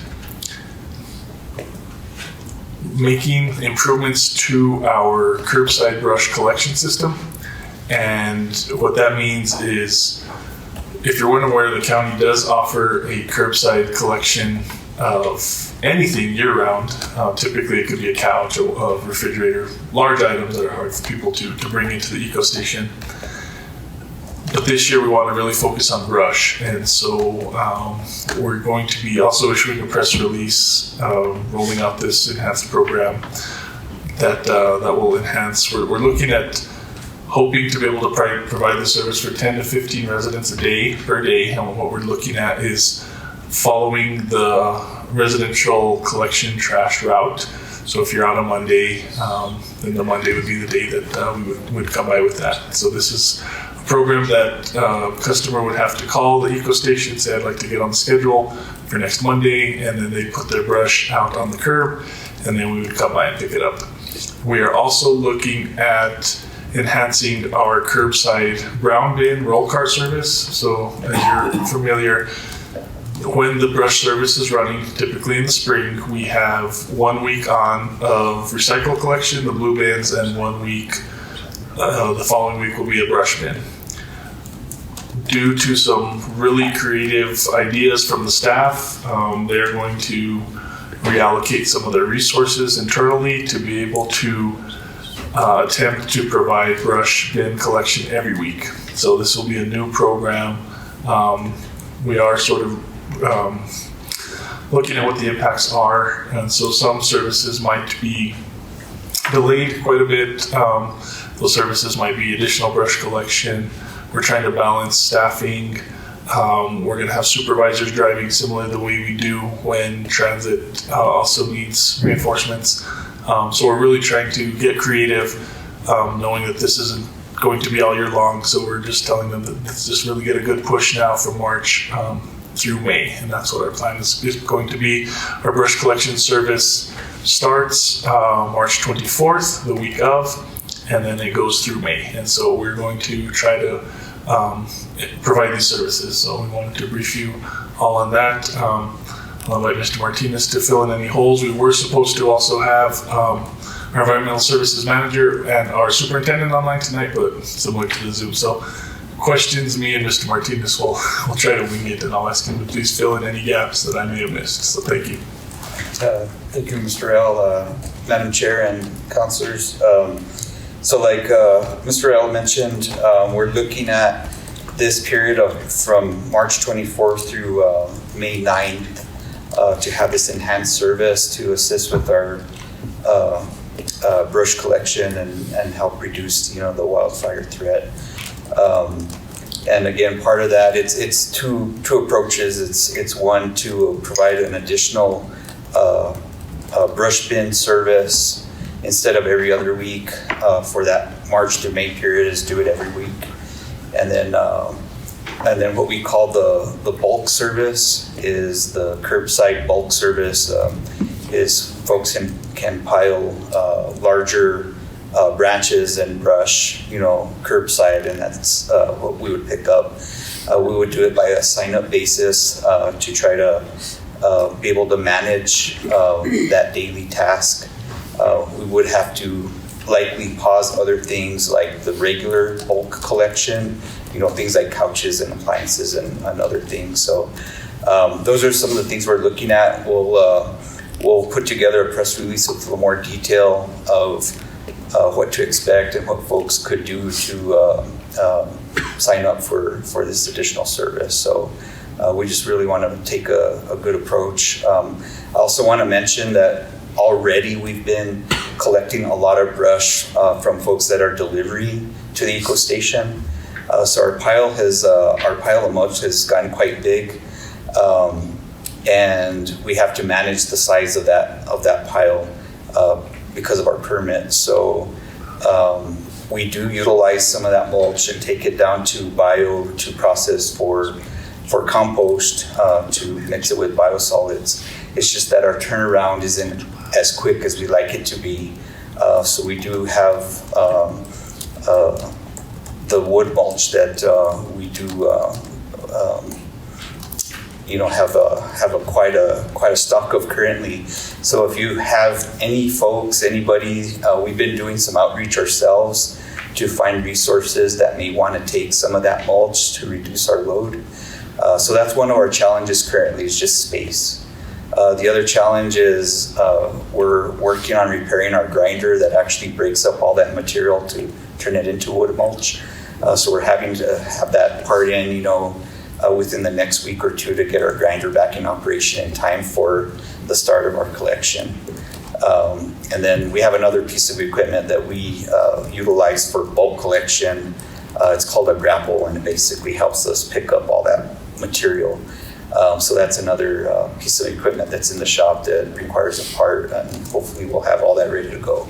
But I just wanted to manage expectations because there's some moving parts there that we need to address, and with that I'll stand for any questions. Madam Chair, if I could just add a couple things. One is, I'm not sure many people know, I think they thought that maybe we didn't do this curbside anymore, but that still is available service. It's just by schedule, and it was Wednesdays and alternating between Los Alamos and White Rock. So a lot of people didn't, I don't know if they knew it still existed, and it's $31. It's not cost prohibitive for most. I'll also do a plug for the grinder. one of the things that breaks it is contamination. It's contamination of putting rocks and things into the bins, as well as any metal pieces. If we try to get them out as much as we can, but when we miss them, that's a lot of times what breaks our grinder.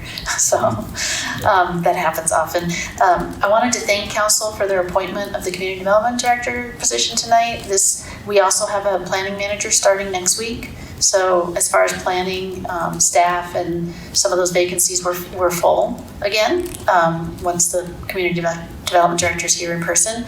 I think we might have an admin person because of Anita's promotion, but so I'm very excited about that. And I'll leave it there. I lost it, so thank you. We'll stand for questions. Thank you for the report. Are there questions from councilors on any of the items covered or that weren't covered? Or anything else you want to know about the county right now? I do remember what it was. Yeah, go ahead. So sorry. On the tickler, I just wanted to point out, based on Councilor Rieger's comments, on Mr. Martinez is coming back on the 25th of this month to talk about the Little Theater as a follow-up as the progress. There is, Eric can expand on this, but the Little Theater Board did vote to move forward with the project, and they are in support. There has been some confusion, and I believe we're all on the same page, and there are some next steps, and we look forward to Mr. Martinez's presentation so that we're all on the same, continue to be on the same page. Thank you. Great, thank you. Unless other councilors have a question. Another question, another comment. Okay. So thank you again for letting us know that there's going to be additional information on the Little Theater. Thank you very much. Does the transit center deliver mulch at request? And what does it cost? So delivery of the wood mulch itself? Yeah. To residents? Yes. I'm not sure. I don't think we do that. Madam Chair, we don't offer that service. Okay. Mainly due to we don't have staff to load it and take it, but it's free. If you bring your truck, we'll load it for you in your truck. So it's kind of hard to do that with a camper shell on there. Yeah. Yeah. But yeah, so I'll we'll shovel it, loading. but I'll get Eric and Juan to help. Other duties as assigned. I do want to say I really appreciate it. We've had a few emails about the brush collection and the concern for fire hazards this year. I personally have taken 4 loads already, so I'm willing to take some mulch at some point. I'll just have to get over there. There was something else I was going to ask, and I can't remember what it was, but I do appreciate that y'all have looked into this, and I think it's going to help an awful lot. Oh, I know what it was. So if I request a bulk pickup, am I going to be for brush? Am I going to be charged $31? Will that be? Yeah. Go ahead. Oh, Madam Chair, good question. So we've been talking about this, and what we're looking at doing is, since we offer residents 12 free loads a year, is to utilize some of those free loads in exchange for the bulk service, so that there's not an additional exchange of any kind of money. So it would just go against the residents' annual free load count. Okay, thank you. Yeah, and I would just add, so we're looking at not a 1-for-1, but maybe a 3-to-1. So we get 12 free loads. 3 of those could be for 1 brush pickup. Great. Alrighty, thank you very much for the reports. I appreciate it. Where the heck are we? We are, I'm on the wrong page, sorry. We are down to approval of, council chair report. I twisted Danielle Duran's arm, and she agreed to, since she wrote the report for us, go ahead and give the report on our advocacy trip to Washington, D.C. Thank you, Madam Chair, members of the council. I'm happy to give this report this evening.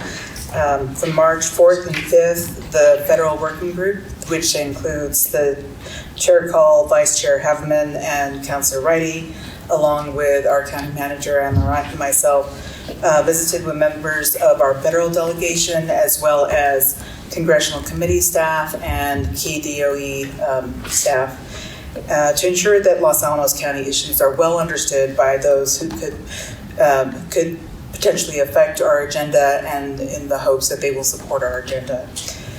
Specifically, we met with all of the staff of Senators Heinrich and Lujan. We also met with Senator Lujan, who provided a surprise and fun visit with us one afternoon. We also met with Representative Ledger Fernandez's staff. We also met with all 3 delegation members at a breakfast sponsored by New Mexico counties on Wednesday, March 5th. We also met with staff from the House Armed Services and Senate Armed Services Committees, the Senate Appropriations Committee, and the Senate Energy and Natural Resources Committee. Overall, I think it was clear that the amount of change taking place due to the new administration has infused the environment with a certain amount of uncertainty for a lot of the staff that we visited with, and all of the staff members and our senators and representatives, and when I say staff, I also mean the committee members, indicated that our timing of our visit was really crucial to ensuring that our county's issues are included in those items that they consider when acting in the upcoming budget and policy discussions. So that was, I think, good news for us that we picked a great time to actually go out to Washington, D.C., right as they're moving into budget resolutions and considering the rest of the year up until September, hopefully, we also know that there's a possibility for a government shutdown, but we hope that they will keep us in their minds, and they asked us to keep in touch with them on a regular basis so that our issues do remain on their agenda to watch. In regard to our DOE missions, I think that our support for NNSA and the EM missions was well received across the board. They understand that those missions are vital to our national security, as well as the cleanup being vital for our environment. We hope that we will see some budget expansion in some of those budgets, but as we know, we really are unclear right now what will happen. We also highlighted the interconnected nature of our operations with that of the laboratory, and that was also well received. We found that there was a lot of there were a lot of staff members who felt that they knew Los Alamos National Laboratory, or they felt they knew Los Alamos County extremely well, but were surprised to hear about our firefighting operations, our energy contracts with the lab, and so many other things that we do with the laboratory to make sure that they are successful. On the DOE side, we talked about budget and personnel. We also discussed workforce development, which was well received by the new EM Senior Advisor, Roger Gerald. And we also heard a lot about the new Energy Secretary's interest in artificial intelligence in making their programs more efficient. So we're looking forward to upcoming trips from DOE and EM to Los Alamos. They've all committed to coming out to visit with us at some point. And they did talk about how impressed they were with the visit of Chris Wright, the new Energy Secretary, visiting Los Alamos National Laboratory. Unfortunately, there is not a new NNSA administrator at this point, and we look forward to that person being confirmed in the future. We came home with a few with a few action items to follow up on, but that's really departmental level information that different staff would like to hear more about, different projects that we're running. And I think with that, if you have any questions about our trip, I'm here to answer questions, or any of the federal working group members can probably answer questions as well. Thank you. Councilor Hammond, did you have anything to add? No, that was great. That was a really good report. Yeah, thank you. I think this really kind of summarizes it well. Just some takeaways. It's just an interesting time. There was some uncertainty, but I don't think we were surprised by that. And I think that everyone wants to work hard and be resilient. And I think they want to partner and they want us to keep them informed. They want to keep the communication going. So it's kind of common sense stuff, but it was just good to have that reaffirmed. Yeah, and let me clarify one thing on kind of one of the homework items. All of our delegation would like to have personal stories of people that have been affected in some way, either lost a job. For the county, it was, what would happen if we lost our tax exempt status for our municipal bonds or things like that. But for individuals that have been personally affected, if they're willing to either write directly to our senators or our representative, they would appreciate having that information. If they don't want to share, if they want to share those anonymously, they could send them here to the county or to me as a county councilor, and we can forward them to our delegation. They're really looking for those personal stories, so I did want to point that out, that's a general public appeal, in my opinion. And I also want to say, this, it was only 2 days, but I know a lot of work went into the logistics, Danielle, and I really appreciate it. Not just, dinner arrangements. It was all of the meetings with all of these bodies that you mentioned. It's a lot of work that went into it, and the little booklet that you provided with the schedule, the talking points. We had our talking points, our federal talking points that were approved here by council, but those vary depending on who we're talking to. And so those were really helpful to me, and I really appreciate your efforts in doing that. Thank you, Chair Cole. Any other comments on those or questions? Yes. So, Councilor. Another comment regarding citizens here who are having experiences. Is it up? There we go. Hello. Okay. Regarding citizens who are having experiences here, I can share this with you. I think the timing of it is interesting.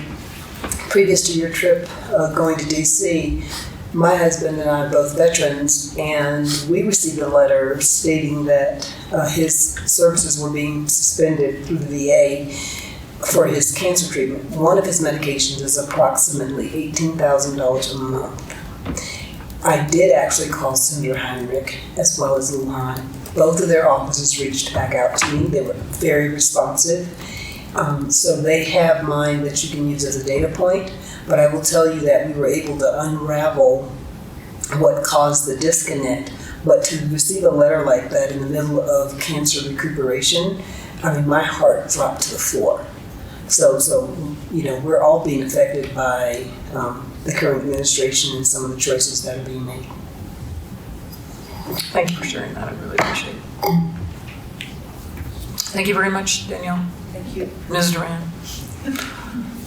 We're on to item G. Any approval of councilor expenses that we need to address tonight? Okay. Preview of upcoming agenda items. We've heard a couple already. The 9th/11th Street low-income housing proposal that you heard tonight will be coming back on the 25th. And there are a couple other things. Anybody want to point out any? I didn't get a chance to look at the tickler before. I have it somewhere. Anyway, all right, so that's probably really important. Hopefully we'll get some comments from the public on that development proposal. All right, we're down to item 12. Well, yeah, item 12. Councilor comments. Any final comments from councilors? All right. Well, I will just say thank you to the staff for helping make this meeting happen. I really appreciate it. We probably killed a few trees. I apologize for that, but it was kind of a last-minute decision to hold the meeting or to not cancel it. Let me put it that way. And it took some logistics to make it happen, and we really appreciate it. So, if there's no objection, we are adjourned.